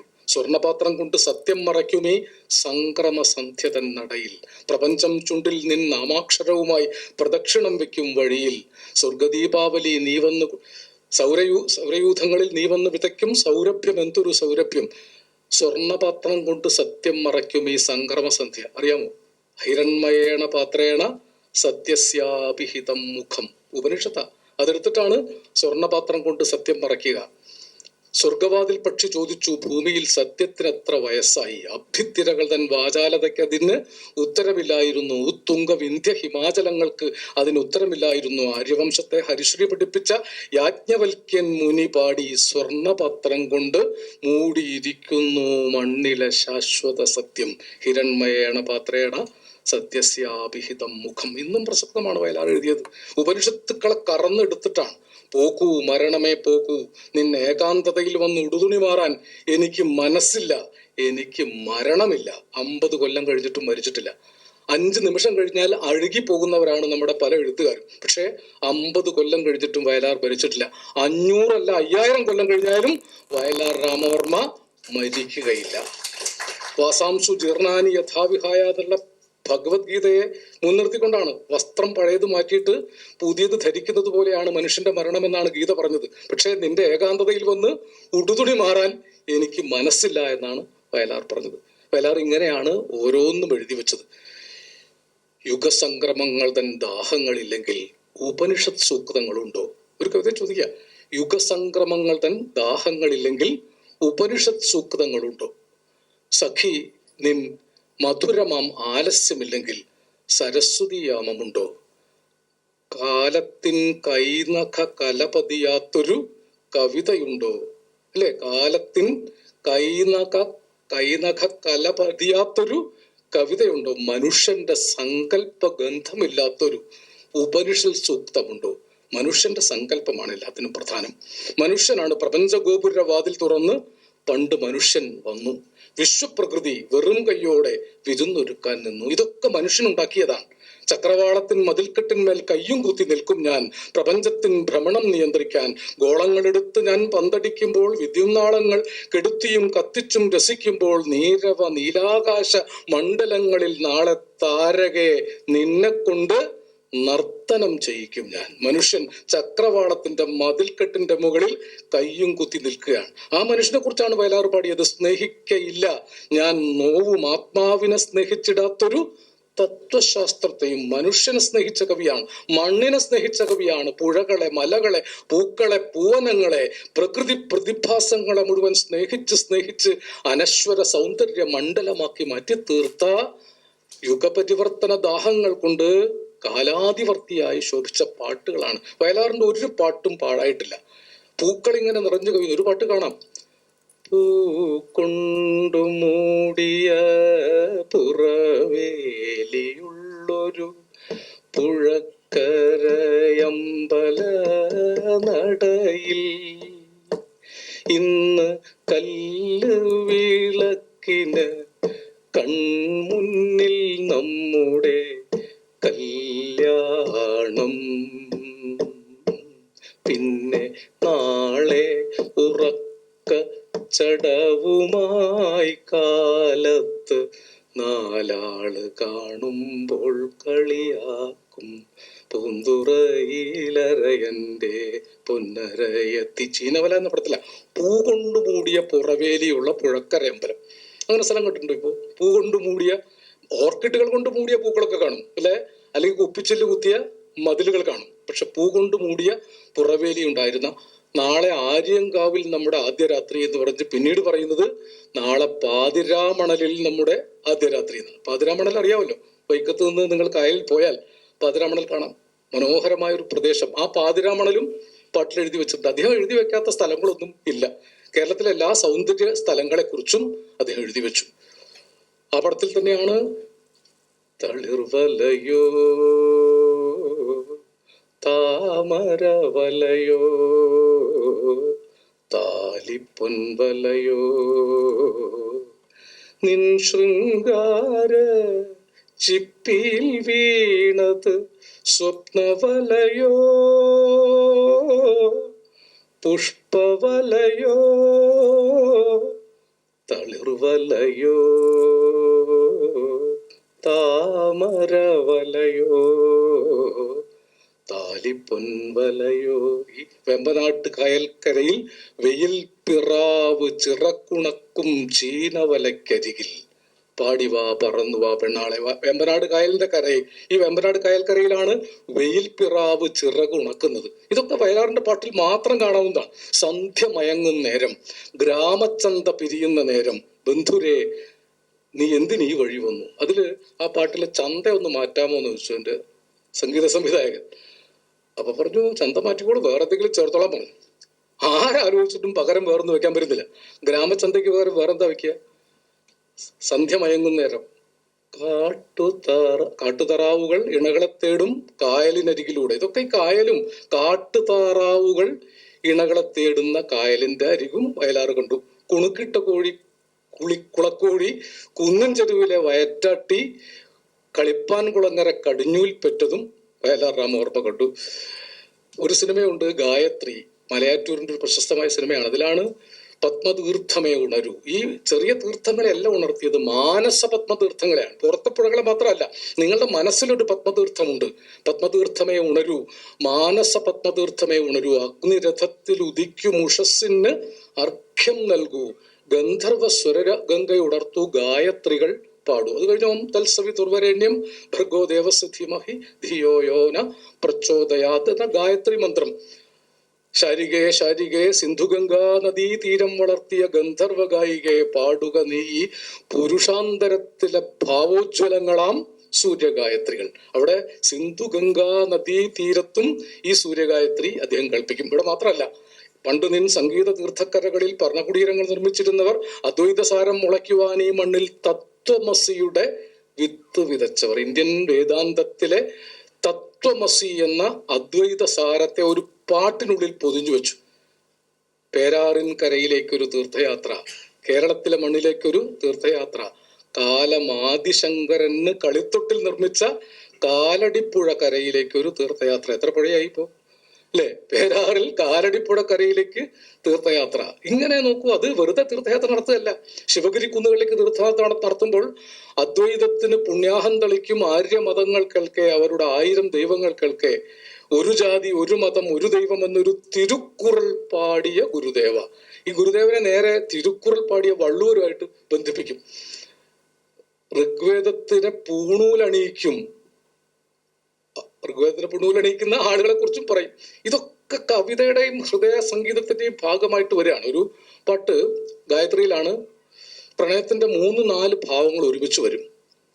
തങ്കത്തളി കയ്യിൽ പൊങ്കലുമായി വന്ന തൈമാസത്തമിഴ് പെണ്ണേ, നിന്റെ അരഞ്ഞാണ ചരടിലെ ഏലസിനുള്ളിൽ ആരെയും മയക്കുന്ന മന്ത്രമുണ്ടോ, അനംഗമന്ത്രമുണ്ടോ. അതിനടുത്ത വരി, മുങ്ങിപ്പിഴിയാത്ത ചേലയുടുത്തു നീ മുടിയുലമ്പിക്കൊണ്ടു നിന്നപ്പോൾ ഇന്ന് മുഖമൊന്നുയർത്താതെ മുങ്ങുമ്പോൾ പത്മതീർത്ഥത്തിലെ പാതി വിരിഞ്ഞൊരു പവിഴ താമരയായിരുന്നു. കടവിൽ വന്നൊരു നുള്ളു തരാൻ എൻ്റെ കൈ തരിച്ചു. പീഡന കേസാണ്. കടവിൽ വന്നൊരു നുള്ളു തരാൻ എൻ്റെ കൈ തരിച്ചു. പക്ഷെ അതിനടുത്ത ഘട്ടത്തിൽ കടക്കും. പുലരി പൂമുഖ മുറ്റത്ത് കാലത്ത് പുറംതിരിഞ്ഞിന്ന് നീ നിന്നപ്പോൾ, നീ അരിപ്പൊടിക്കോലങ്ങൾ എഴുതുമ്പോൾ, അഗ്രഹാരത്തിലെ ആരും കൊതിക്കുന്നോരഴകിൻ വിഗ്രഹമായിരുന്നു. അരികിൽ വന്നൊരു പൊട്ടുകുത്താൻ ഞാൻ ആഗ്രഹിച്ചു. പ്രണയം വികസിക്കുന്നൊരു വഴിയാണ്. തുളുമ്പും പാൽക്കുടം എളിയിലെടുത്തു നീ തൊടിയിലെ കാകിയായി വന്നപ്പോൾ ഇന്ന് ചൊടികളിൽ കുങ്കുമമുതിരുമ്പോൾ നിത്യരോമാഞ്ചങ്ങൾ കുത്തുന്ന കുമ്പിളിൽ നിറയെ ദാഹങ്ങളായിരുന്നു. ഒരു പൂണൂലായി പറ്റിക്കിടക്കാൻ ഞാൻ കൊതിച്ചു നിന്നു. ഈ പൂണൂല് എന്താന്ന് പലപ്പോഴും ആളുകൾ ആലോചിച്ചിട്ടുണ്ട്. ഇതൊരു പക്ഷെ ഈ ക്ഷത്രിയ വിവാഹത്തിലെ ഒരു ചടങ്ങാണ്. ഗൃഭ്രാമിതേ സൗഭഗത്വായ ഹസ്തം. ബ്രാഹ്മണ വിവാഹത്തിലൊക്കെ ഈ പൂണുനൂൽ യജ്ഞോപവീതം, വിവാഹം ഒരു യജ്ഞമാണെന്നും അതിന്റെ ഉപവീതമാണ് ഞാൻ എന്നും ഭാര്യയോട് ഭർത്താവ് പറയുന്ന ഒരു മന്ത്രമുണ്ട്. ഉപവീതമാണ് ഞാൻ എന്ന് പറഞ്ഞാൽ ഈ പെട്ടെന്ന് വിവാഹമോചനം ചെയ്യാനൊന്നും അതിൽ വകുപ്പില്ല. ഉപവീതമായാൽ പിന്നെ അത് ശരീരത്തിന്റെ ഭാഗമാവും. അങ്ങനെയാണ്. അതുകൊണ്ട് ആ വിവാഹങ്ങളൊന്നും പെട്ടെന്ന് വിവാഹമോചനം കഴിഞ്ഞ് പോകുന്നില്ല. ഇപ്പൊ വിവാഹമോചനം എന്നുള്ളത് വളരെ പെട്ടെന്ന് സംഭവിക്കുന്ന ഒരു കാര്യം. എൻ്റെ ഒരു സുഹൃത്തിന്റെ മകളുടെ കല്യാണം ക്ഷണിച്ചു. കല്യാണത്തിന് എനിക്ക് പോകാൻ പറ്റിയില്ല. അപ്പൊ ഞാനൊരു ക്ഷമാപണം അയച്ചു കൊടുത്തു. 4 മാസം കഴിഞ്ഞപ്പോൾ വീണ്ടും ഒരു കല്യാണ കത്ത് വന്നു. അപ്പൊ അദ്ദേഹത്തിന് ഒരു മകളെ ഉള്ളൂ എന്നാണ് എൻ്റെ ധാരണ. അപ്പൊ ഞാൻ രണ്ടാമത് വിളിച്ചു, ഏത് മോളായി? 2ാമത്തെ മോളുടെ കല്യാണം? അല്ല, അത് ആദ്യത്തെ 4 ദിവസം കഴിഞ്ഞപ്പോൾ വിവാഹമോചനം കഴിഞ്ഞു, വേറെ കല്യാണമായി. അപ്പൊ അതിലൊരു അസ്വാഭാവികതയൊന്നും ഇല്ല. കാരണം സ്വാഭാവികമായി ജീവിതം മാറിപ്പോയിരിക്കുന്നു. വിവാഹബന്ധങ്ങൾ, കന്യമാർക്ക് നവാനുരാഗങ്ങൾ, കമ്രശോണ സ്ഫടിക വളകൾ, ഒന്ന് പൊട്ടുകിൽ മറ്റൊന്ന്. ഇത് അന്ന് വൈലപ്പള്ളി എഴുതി വെച്ചതാണ്. കമ്രശോണ സ്ഫടിക വളകൾ പോലെ ഒന്ന് പൊട്ടുകിൽ മറ്റൊന്ന്. പക്ഷെ വയലാർ ആ കാലത്തിന്റെ ഒരു കവിയല്ല. മൂല്യവത്തായ ഒരു പ്രണയ സങ്കല്പം, മൂല്യവത്തായ വിപ്ലവ സങ്കല്പം, എത്രയോ മനോഹരമായ വിപ്ലവ കാവ്യങ്ങൾ എഴുതിയിട്ടുണ്ട്. സർവരാജ്യ തൊഴിലാളികളെ സംഘടിക്കുവിൻ, അല്ലെ, യുണൈറ്റ്. കാൾമാർക്സിന്റെ മൂലധനത്തിന്റെ ഏറ്റവും പ്രധാനപ്പെട്ട ഒരു സന്ദേശം ഒരു സിനിമ പാട്ടിൽ, സർവ്വരാജ്യ തൊഴിലാളികളെ സംഘടിക്കുവിൻ, സംഘടിച്ച് ശക്തരാകുവിൻ, നഷ്ടപ്പെടുവാൻ വിലങ്ങുകൾ, കിട്ടാനുള്ളത് പുതിയൊരു ലോകം. ശരിക്കും വിപ്ലവം പാട്ടിലാക്കിയിരിക്കുക. അഗ്നിപർവ്വതം പുകഞ്ഞു ഭൂചക്രവാളങ്ങൾ ചുവന്നു, മൃത്യുവിന്റെ ഗുഹയിൽ പുതിയൊരു രക്തപുഷ്പം വിടർന്നു. അതും പുഷ്പമാണ്, വിപ്ലവത്തിന്റെ രക്തപുഷ്പം വിടർന്നതാണ്. ഈ പുഷ്പങ്ങളെയൊക്കെ അങ്ങനെ പല കോമ്പിനേഷൻസിലേക്ക് വയലാർ കൊണ്ടുവന്നിട്ടുണ്ട്. ഞാനിങ്ങനെ ഒരു അക്കാഡമിക് ക്ലാസ് ആയിട്ട് ഇതിന് ചുരുക്കുന്നില്ല, കാരണം വയലാറിന്റെ പാട്ടുകളിലെ ഓരോ സന്ദർഭത്തെയും നമുക്ക് ഇങ്ങനെ വ്യാഖ്യാനിക്കാവുന്നതാണ്. ഒരു നഷ്ട കേരളത്തിന്റെ മൂല്യസങ്കല്പം, നഷ്ടകേരളം രൂപപ്പെടുത്തിയെടുത്ത മനുഷ്യബന്ധങ്ങൾ, 3 പ്രദേശങ്ങൾ തിരുവിതാംകൂറും കൊച്ചിയും മലബാറും ചേർത്ത് മുറുക്കിയപ്പോൾ ഉണ്ടായ കേരളത്തിന്റെ സാംസ്കാരികവും സാമൂഹികവും ഭൂമിശാസ്ത്രപരവുമായ ഏകതയുടെ സംസ്കാരം നമുക്ക് മുളപ്പിച്ച് വളർത്തി തന്നത് വയലാറിന്റെ പാട്ടുകളാണ്. അതുകൊണ്ട് വയലാറിന്റെ പാട്ടുകൾ യുഗ സംസ്കാരത്തിന്റെ പാട്ടുകളാണ്. അത് കേവലമായ ഗാന സംസ്കാരത്തിൽ തള്ളിക്കളയാവുന്നതല്ല. ഓരോ പാട്ടിലും ഞാനിങ്ങനെ പറഞ്ഞാൽ തീരില്ല. വള്ളത്തോളിന്റെ ഒരു കവിതയുണ്ട്, വെണ്ണ തോൽക്കും ഉടലിൽ സുഗന്ധിയാം എണ്ണ തേച്ചരയിൽ ഒറ്റമുണ്ടുമായി തിണ്ണമേലമരുമെന്ന താങ്കി മുക്കണ്ണനേകി മിഴികൾക്കൊരുത്സവം. ആ കവിത ഒരു പക്ഷെ നിങ്ങൾ വായിച്ചിട്ടുണ്ടാവണമെന്നില്ല. വള്ളത്തോളിനെ തന്നെ ഇപ്പൊ ആരും ഓർക്കുന്നില്ല. പക്ഷെ ഇതിന്ന് 2 പാട്ട് വയലാറുണ്ടാക്കിയിട്ടുണ്ട്. വെണ്ണ തോൽക്കും ഉടലിൽ സുഗന്ധിയാം എണ്ണ തേച്ച്, വെണ്ണ തോൽക്കുമുടലോടെ ഇളം വെണ്ണിലാവിൻ തളിർ പോലെ രാഗിണി മനോഹാരിണി രാത്രി രാത്രി വിടരും നീ അനുരാഗ പുഷ്പിണി വെണ്ണത്തോൽക്കും ഉടലോടെ. വെണ്ണത്തോൽക്കും ഉടലിൽ സുഗന്ധിയാം എണ്ണ തേച്ച് അരയിലൊറ്റ മുണ്ടുമായി, അരയിലൊറ്റ മുണ്ടുടുത്ത പെണ്ണെ അണിവൈര കമ്മലിട്ട പെണ്ണെ ആടിവാ തുള്ളിയോടിവാ ആടിമാസ പുലരി പെണ്ണെ. ഇത് ഒരു കാവ്യത്തിന്റെ, കേരളീയമായ ഒരു കാവ്യത്തിന്റെ 2 വരികളിൽ നിന്ന് 2 മഹാകാവ്യങ്ങൾ ഉണ്ടാകുന്നത് പോലെയാണ്. ഇന്നലെ രാത്രിയിൽ ഞാനൊരു പൂവിന്റെ മന്ദസ്മിതത്തിൽ കിടന്നുറങ്ങി എന്നത് ചങ്ങമ്പുഴയുടെ വരികളാണ്. മഞ്ഞിൽ മനോഹര ചന്ദ്രികയിൽ മുങ്ങി മാറുമറയ്ക്കാതെ എന്നനുരാഗമാം ഓരിതൾ പൂവിലെ മന്ദസ്മിതത്തിൽ കിടന്നുറങ്ങി വന്ന് നീ കിടന്നുറങ്ങി. ഇന്ദുമുഖി ഇന്ദുമുഖി എന്തിനിന്ന് നീ സുന്ദരിയായി. പാട്ട് കേട്ടിട്ടുണ്ട്. ഇതൊക്കെ ജയചന്ദ്രൻ പാടിയതാട്ടോ. നമ്മുടെ ഭാവഗായകനായ ജയേന്ദ്രൻ വയലാണ്ട് ഒരുപാട് പാട്ടുകൾ പാടിയിരുന്നു. കെ.പി. കുമാരന്റെ അതിഥി എന്ന സിനിമയ്ക്ക് വേണ്ടി എഴുതിയൊരു പ്രണയഗാനമുണ്ട്. ഒരുപക്ഷെ ലോകത്തിൽ ഇത്രയും മനോഹരമായ ഒരു പ്രണയഗാനം ഒരു കവി എഴുതിയിട്ടുണ്ടാവില്ല. സീമന്തിനി നിന്റെ ചൊടികളിലാരുടെ പ്രേമ മൃദുസ്മേരത്തിൻ സിന്ദൂരം, ആരുടെ കൈനഖെന്തു മരീചികളിൽ കുളിച്ചാകെ തളിർത്തു നിൻ കൗമാരം.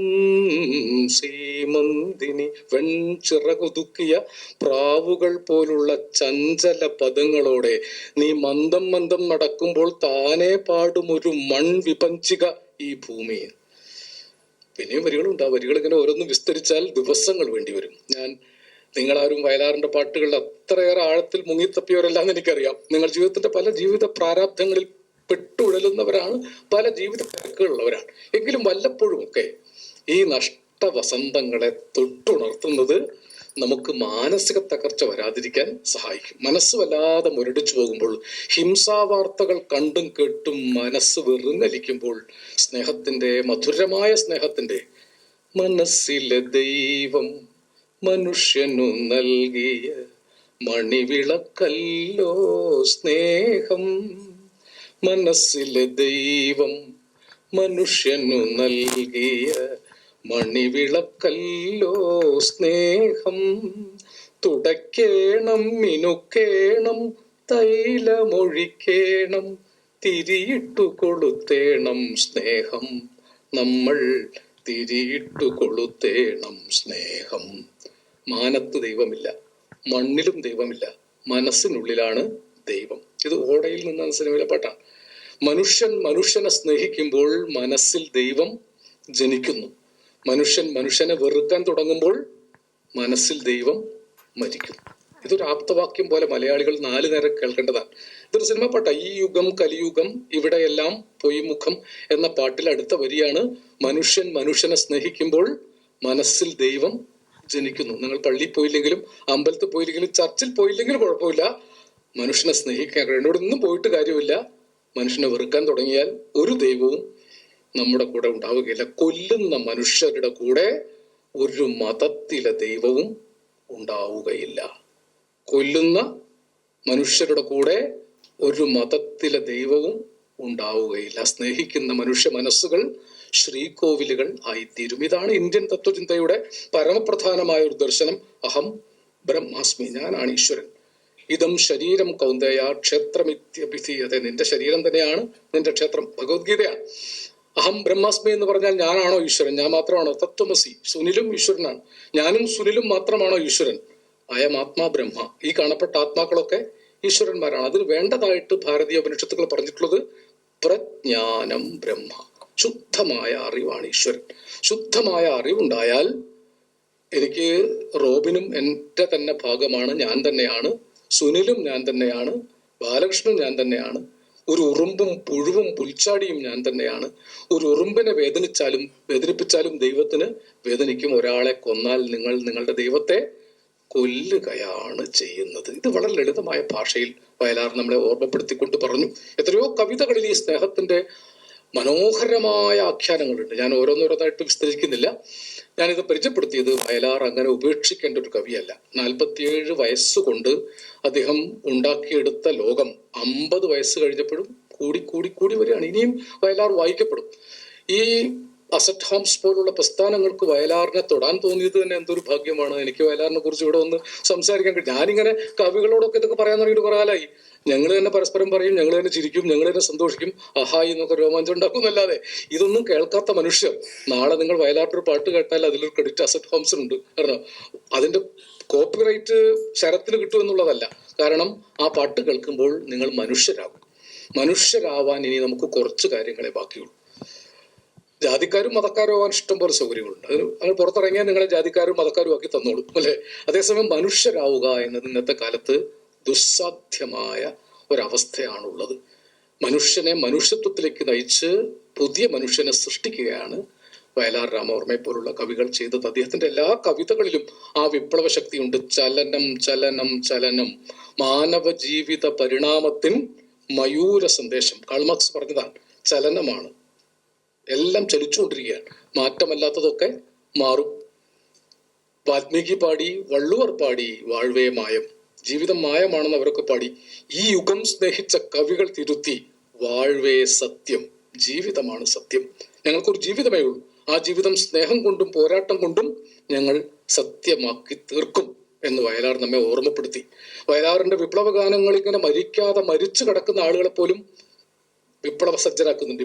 ഇപ്പോഴും വിപ്ലവ പാർട്ടികൾക്ക് ആകെ സമ്പാദ്യമായിട്ടുള്ളത് ബലികുടീരങ്ങളെ, സ്മരണകളിരമ്പും രണസ്മാരകങ്ങളെ, ഇവിടെ ജനകോടികൾ ചാർത്തുന്നു നിങ്ങളിൽ സമര പുളകങ്ങൾ തൻ സിന്ദൂരമാലകൾ. ഞാൻ ജനിച്ച കാലത്ത് കേൾക്കാൻ തുടങ്ങിയ പാട്ടാണ്.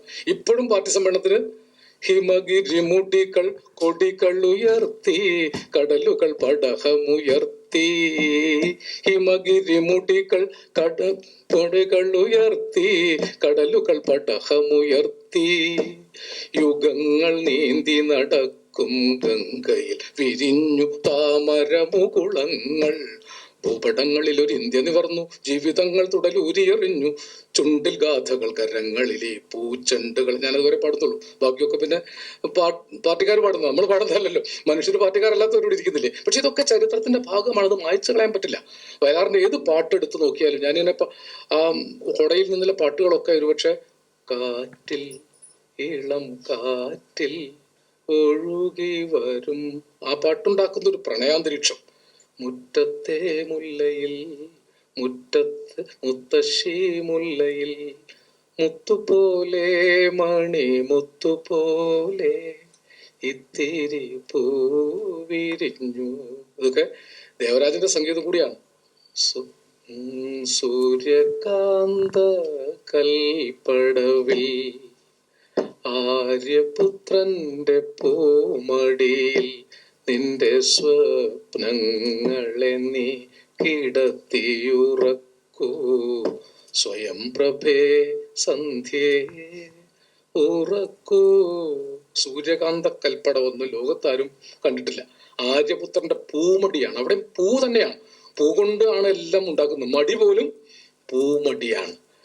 കാദംബരി പുഷ്പസദസ്സിൽ കൗമാരം കുരുത്തതാണീ മാല്യം, കാമമാം കുരങ്ങിൻ മാറിൽ വീണഴിഞ്ഞ നിർമാല്യം ഞാൻ അവിടെ കാദംബരി പുഷ്പസദസ്സ അല്ലെ. സീതപക്ഷി നിന്റെ ശ്രീവല്ലഭൻ എന്ന് വരും ശ്രീതിലകപ്പട്ടിയ പക്ഷി. അതിൽ പറയുന്നുണ്ട്, നാൽപ്പാമര പൂങ്കാവുകളിൽ 4-ാം കുളി കഴിഞ്ഞു വരുമ്പോൾ നിന്നെ വെളുപ്പിന് കണി കണ്ടാൽ നിത്യമാംഗല്യം ഗ്രാമസുന്ദരിമാർക്കെല്ലാം. ഈ 4-ാം കുളി കഴിഞ്ഞ് 4 പൂങ്കാവുകളിൽ കൂടി ഇപ്പോൾ ആരെങ്കിലും വരുന്നുണ്ടോ കേരളത്തിലല്ലേ? ഈ ഭാസ്കരൻ മാഷാണ് ഈ മഞ്ഞണി പൂനിലാവ് പേരാറ്റൻ തീരത്ത് മഞ്ഞളരച്ചു വെച്ച് നീരാടുമ്പോൾ എന്ന് എഴുതി വെച്ചത്. ഞങ്ങളുടെ പേരാറ്റൻ തീരമാണ്, അവിടെ ആരും മഞ്ഞളരച്ച് വെച്ച് നീരാടുന്നില്ല. അത് മാത്രമല്ല, കന്നിരാവിൻ കളഭക്കിണ്ണം പൊന്നാനി പുഴയിൽ വീണപ്പോൾ എന്നും ഭാസ്കര മാഷ എഴുതി. അവിടെ ഇപ്പോൾ കോഴി വേസ്റ്റാണ് നിരന്തരം വീണുകൊണ്ടിരിക്കുന്നത്. ആ പുഴയിലാണ് ഞങ്ങൾ ഈ വെണ്ണില, അവിടുത്തെ ചന്ദനക്കിണ്ണം എടുത്തിട്ടാണ് വെണ്ണില ചന്ദനക്കിണ്ണം പുന്നമ്മടെ കയ്യിൽ കൊണ്ടുവന്നിട്ടത്. ആദ്യം അവിടെ ഭാസ്കര മാഷ് ഇട്ടതാ. അതെ, അതെടുത്ത് വേറെ സ്ഥലത്ത് കൊണ്ടിടാൻ വേറെ ആൾക്കാരുണ്ടായിരുന്നു. പക്ഷെ ഇത് ആദ്യം ഉണ്ടാക്കിയത് ഭാസ്കരനും വയലാറും ഒക്കെയാണ്. വയലാറിന്റെ ഒക്കെ ചിലപ്പോഴും ആലോചിക്കേണ്ടി, കുന്നും മലയൊക്കെ, ഞാൻ ആ കുന്നിനെ മുഴുവൻ വിസ്തരിച്ചില്ല. ഒരു പാട്ട് തുടങ്ങുന്നത് കുന്നിൽ തുടങ്ങിയിട്ടൊരു പാട്ട്. കുന്നും പുറത്തൊരു മിന്നലാട്ടം, കുഞ്ഞുണരം മേണി കുഞ്ഞുണര്, കുന്നത്തെ തേവരോ അമ്പിളി മാമനോ കുഞ്ഞിൻ്റച്ഛനോ ആരാരോ ആരാരോ ആരാരോ ആരാരോ ആരാരോ. ആ പാട്ട് കേട്ടാൽ ഏതെങ്കിലും കുട്ടി ഉറങ്ങിയില്ലെങ്കിൽ കുട്ടിക്ക് എന്തോ കുഴപ്പമുണ്ടെന്നാണ്. അമ്മാതിരി പാട്ടുകളാണ് അത്. പാട്ട് എഴുതിയ ആളും അതിന് സംഗീതം കൊടുത്ത ആളും കൂടി ഉണ്ടാക്കുന്ന നാടോടി പാട്ടുകൾ. ഞാൻ വയലാറിനെ ഒരു ഭാഗത്ത് ചുരുക്കമല്ല. അപ്പം മേലെ മാനത്തെ നീലിപ്പുലയിക്ക് മഴ പെയ്താൽ ചോരുന്ന വീട്, അവളെ പ്രേമിച്ച പഞ്ചമി ചന്ദ്രന കനകം മേഞ്ഞൊരു 4 കെട്ട്. കെട്ടാപ്പുരായൻ അവൻ കെട്ടിച്ചു, വെട്ടാക്കുളം അവൻ വെട്ടിച്ചു, വിത്ത് വിതച്ചാൽ മുളയ്ക്കാത്ത പാടം വെള്ളിക്കലപ്പ കൊണ്ട് ഉഴുതിട്ട്. ഒരു നാടൻ പാട്ടെന്ന് വരുന്ന ഏനവിടെ ചെന്നേ പിന്നെ കെട്ടാപ്പുര കെട്ടിച്ചേ, ഏനവിടെ ചെന്നേ പിന്നെ വെട്ടാക്കുളം വെട്ടിച്ചേ. അപ്പൊ വയലാറിന്റെ റൂട്ട് അന്വേഷിച്ചു പോയാൽ കേരളത്തിലെ പുഴകളിൽ, കേരളത്തിലെ കായലുകളിൽ, കേരളത്തിലെ പൂവനങ്ങളിൽ, കേരളത്തിലെ വയൽപ്പരപ്പുകളിൽ, കേരളത്തിലെ തടാകങ്ങളിൽ, കേരളത്തിന്റെ ഋതുപ്പകർച്ചകളിൽ, കേരളത്തിന്റെ കിഴക്ക് തുറന്നു കിടക്കുന്ന വിദൂര നീലിമയോളം, കണ്ണത്താ ദൂരത്തോളം ഘനശ്യാമ നീലിമയിൽ അലിഞ്ഞു കിടക്കുന്ന സഹ്യപർവ്വത ശൃംഗ നിരകളിൽ, കേരളത്തിന്റെ പടിഞ്ഞാററ്റത്ത് അങ്ങ് നീണ്ടു കിടക്കുന്ന അറബിക്കടലകളിൽ അല്ലെ, കടലിനക്കരെ പോടോരെ, കാണാപ്പൊന്നിന് പോണോരെ, പോയി വരുമ്പോൾ എന്തു കൊണ്ടുവരും? 14-ാം രാവിലെ പാലാഴിത്തിരയിലെ മത്സ്യകന്യകമാരുടെ മാണിക്യക്കല്ല് തരാമോ? എന്ത് കല്ല ഇതില്! 14-ാം രാവിലെ പാലാഴിത്തിരയിലെ മത്സ്യകന്യകമാരുടെ മാണിക്യക്കല്ലാണ്. മാനസമൈനെ ഒരു മധുരം കിള്ളിത്തരൂ, കടലിലെ ഓളവും കരളിലെ മോഹവും അടങ്ങുകില്ലോ മനെ അടങ്ങുകില്ല. ഇതൊക്കെ തത്വചിന്തകളാണ്. വയലാറിന്റെ തത്വചിന്തകളെ ഇങ്ങനെ അന്വേഷിച്ചു പോയാൽ ഞാനിനി ഒരു വയലാർ സപ്താഹത്തിന് വരാം, അല്ലെ? ഒരു ആഴ്ച മുഴുവൻ നമുക്ക് വയലാറിനെ കുറിച്ച് പറയാം. അപ്പോൾ എനിക്ക് നിർത്താതെ പറയാം. ഞാനിപ്പോ സെലക്ഷൻ വെച്ചിട്ടാണ് ഇടയ്ക്ക് പുഴ എന്നൊക്കെ പറഞ്ഞിങ്ങനെ മല എന്നൊക്കെ വെച്ച് തെരഞ്ഞെടുക്കുക. ഒരു തെരഞ്ഞെടുപ്പും ഇല്ലാതെ ഇതൊക്കെ ചെയ്താൽ ആളുകൾ നന്നാവും, അല്ലെ? ആളുകൾ നന്നാവാനല്ലേ സപ്താഹമൊക്കെ നടത്തേണ്ടത്, അല്ലെ? മറ്റു പല സപ്താഹം കൊണ്ടൊന്നും ആളുകൾ നന്നാവുന്നു. വയലാർ സപ്താഹം നടത്തിയാൽ, ഞാൻ പലയിടത്തും പറയുന്നുണ്ട്, 7 ദിവസം വയലാറിനെ കുറിച്ച് തന്നെ പറയാം, വയലാറിന്റെ പാട്ടുകളെ കുറിച്ച് തന്നെ പറയാം. കേട്ട് തന്ത വൈബാണെങ്കിലും കുട്ടികളും കേൾക്കട്ടെ, അല്ലെ? കുട്ടികൾക്കും വൈബ് ഉണ്ടാവും. എനിക്ക് വിശ്വാസമുണ്ട്. ഈ കുട്ടികളൊന്നും എഴുന്നേറ്റ് പോയില്ല, കുട്ടികളൊക്കെ ഇത് ചിരിക്കുന്നുണ്ട്, അല്ലെ? നിങ്ങൾക്ക് ഇപ്പോൾ കേൾക്കുന്ന പാട്ടുകളെക്കാൾ പ്രിയങ്കരമായിട്ട് തോന്നുന്നില്ലേ ഈ പാട്ടൊക്കെ കേൾക്കുമ്പോൾ, അല്ലെ? ഈ പാട്ടുകൾ മോശമാണെന്ന് ഞാൻ പറയില്ല, പുതിയ പാട്ടുകൾ അത്ര മോശമൊന്നുമല്ല. പക്ഷെ അതുണ്ട്, അത് ഞാൻ പറയാറുള്ളതാണ്. ഫസ്റ്റ് പേരെ കാണാനില്ല എന്ന സിനിമയിലല്ല, അങ്ങനെ ഒരുപാട് പാട്ടുകളുണ്ട്. അത് ഒരു CID വേഷം മാറി നടക്കുമ്പോൾ പാടുന്ന പാട്ടാണ്. KP ഉമ്മറ അതല്ല CID വേഷം മാറി നടന്ന ഏത് പാട്ടും പാടിക്കൂടെ? പപ്പടവട പരിപ്പൂടാന്ന് പാടിയാലും ഇപ്പൊ CID വേഷം മാറി നടക്കുമ്പോൾ ഇന്ന മാതിരി ഒരു പാട്ട് പാടണമെന്നില്ല, അല്ലേ? 1-ാം വട്ടം കണ്ടപ്പോൾ പെണ്ണിന് കിണ്ടാണ്ടെന്ന് എഴുതാം. അങ്ങനെ ഒരു പാട്ടുണ്ട് മലയാളത്തിൽ. 1-ാം വട്ടം കണ്ടപ്പോൾ പെണ്ണിന് കിണ്ടാണ്ടം. ആ കിണ്ടാണ്ടം എന്ന വാക്കിന്റെ അർത്ഥം നിങ്ങൾക്ക് മനസ്സിലായിട്ടുണ്ടോ? അറിയോ? എനിക്കറിയൂടെ. ഞാൻ പഠിച്ച മലയാളത്തിൽ കിണ്ടാണ്ടം എന്നൊരു വാക്കില്ല. ഞാനത് എഴുതിയാണ്, എന്റെ സുഹൃത്താണ്, ആളുടെ പേര് ഞാൻ പറയുന്നില്ല. അദ്ദേഹത്തോട് ചോദിച്ചു, ഇതെന്താണ് ഈ കിണ്ടാണ്ടം എന്ന വാക്കിന്റെ അർത്ഥം? അദ്ദേഹം പറഞ്ഞത്, കേൾക്കുമ്പോൾ നിങ്ങൾക്ക് എന്താണോ തോന്നുന്നത് അതാണ് അതിന്റെ അർത്ഥം. പാട്ടെഴുതാൻ അങ്ങനെ സൗകര്യമുണ്ട്, എന്തും എഴുതാം.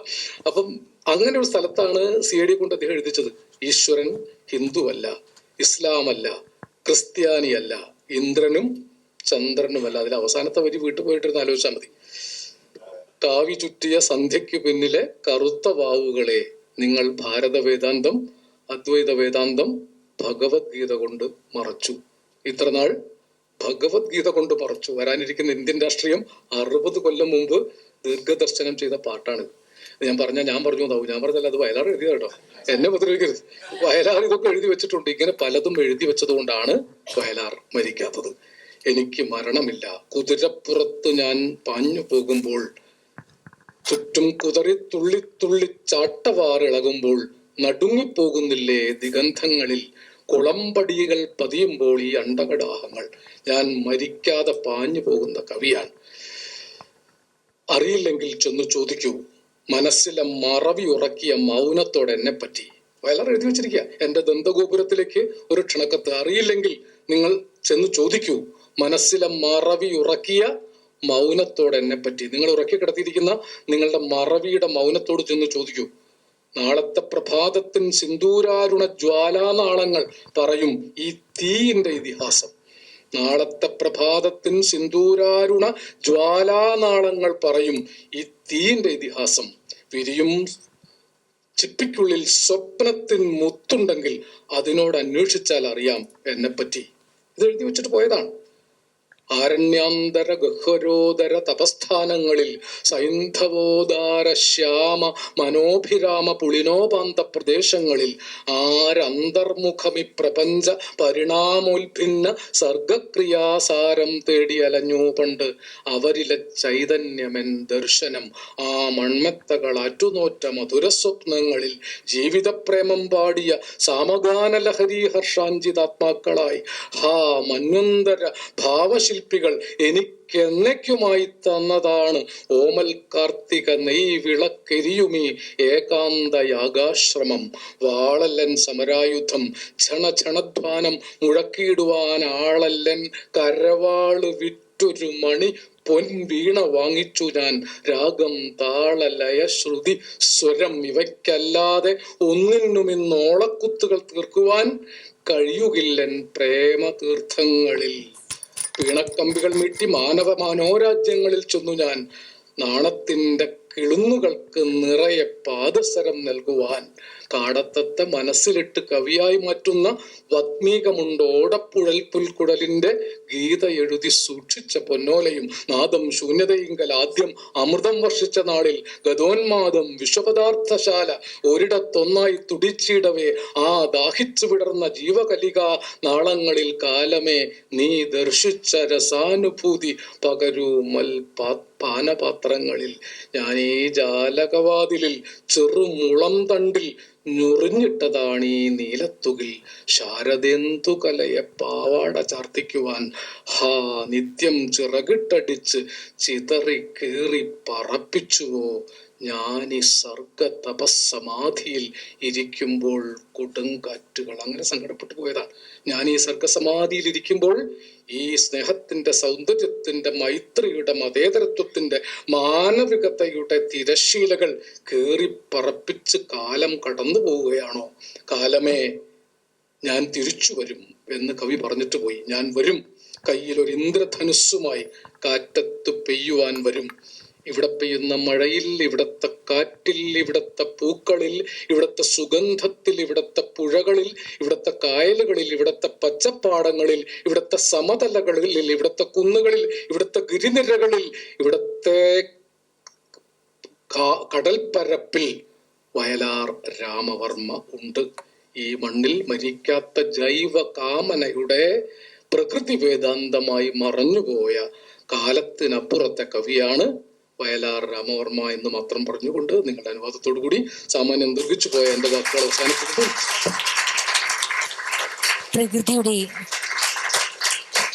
പ്രകൃതിയുടെ മഹാസൗന്ദര്യമായ അനശ്വരനായ ശ്രീ വയലാർ രാമവർമ്മയെക്കുറിച്ചുള്ള അനുസ്മരണം ശ്രീ ആലങ്കോട് ലീലാകൃഷ്ണൻ അവർകളുടെ അതിമനോഹരമായ വർണ്ണനയിലൂടെ കേട്ട് നാം ധന്യരായി. നഷ്ടവസന്തകാലത്തേക്കുള്ള ഒരു തിരിച്ചുപോക്ക് എത്ര ഹൃദ്യം. ശ്രീ ആലങ്കോട് ലീലാകൃഷ്ണനുള്ള ഒരു ഉപഹാരം Shri Mohanan, director asset homes, ഇപ്പോൾ സമ്മാനിക്കുകയാണ്. വയലാർ രാമവർമ്മ അനുസ്മരണം.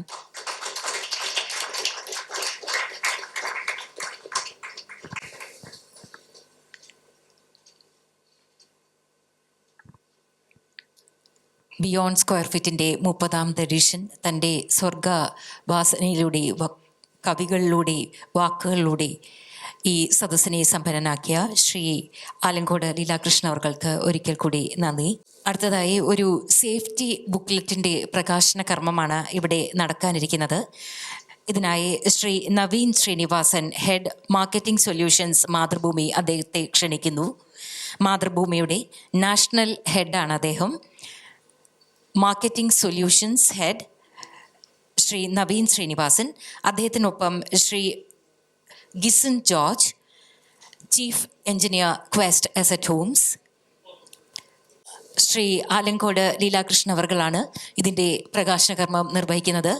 We have the online release of the safety booklet. The madhrubhumi.com site, as we can see in the screen. Our chief guest of the day, Sri Alankod Leelakrishnan, has done the online release now. So, ladies and gentlemen, with that, we come to the end of today's program. I thank you all for your cooperation and patient listening.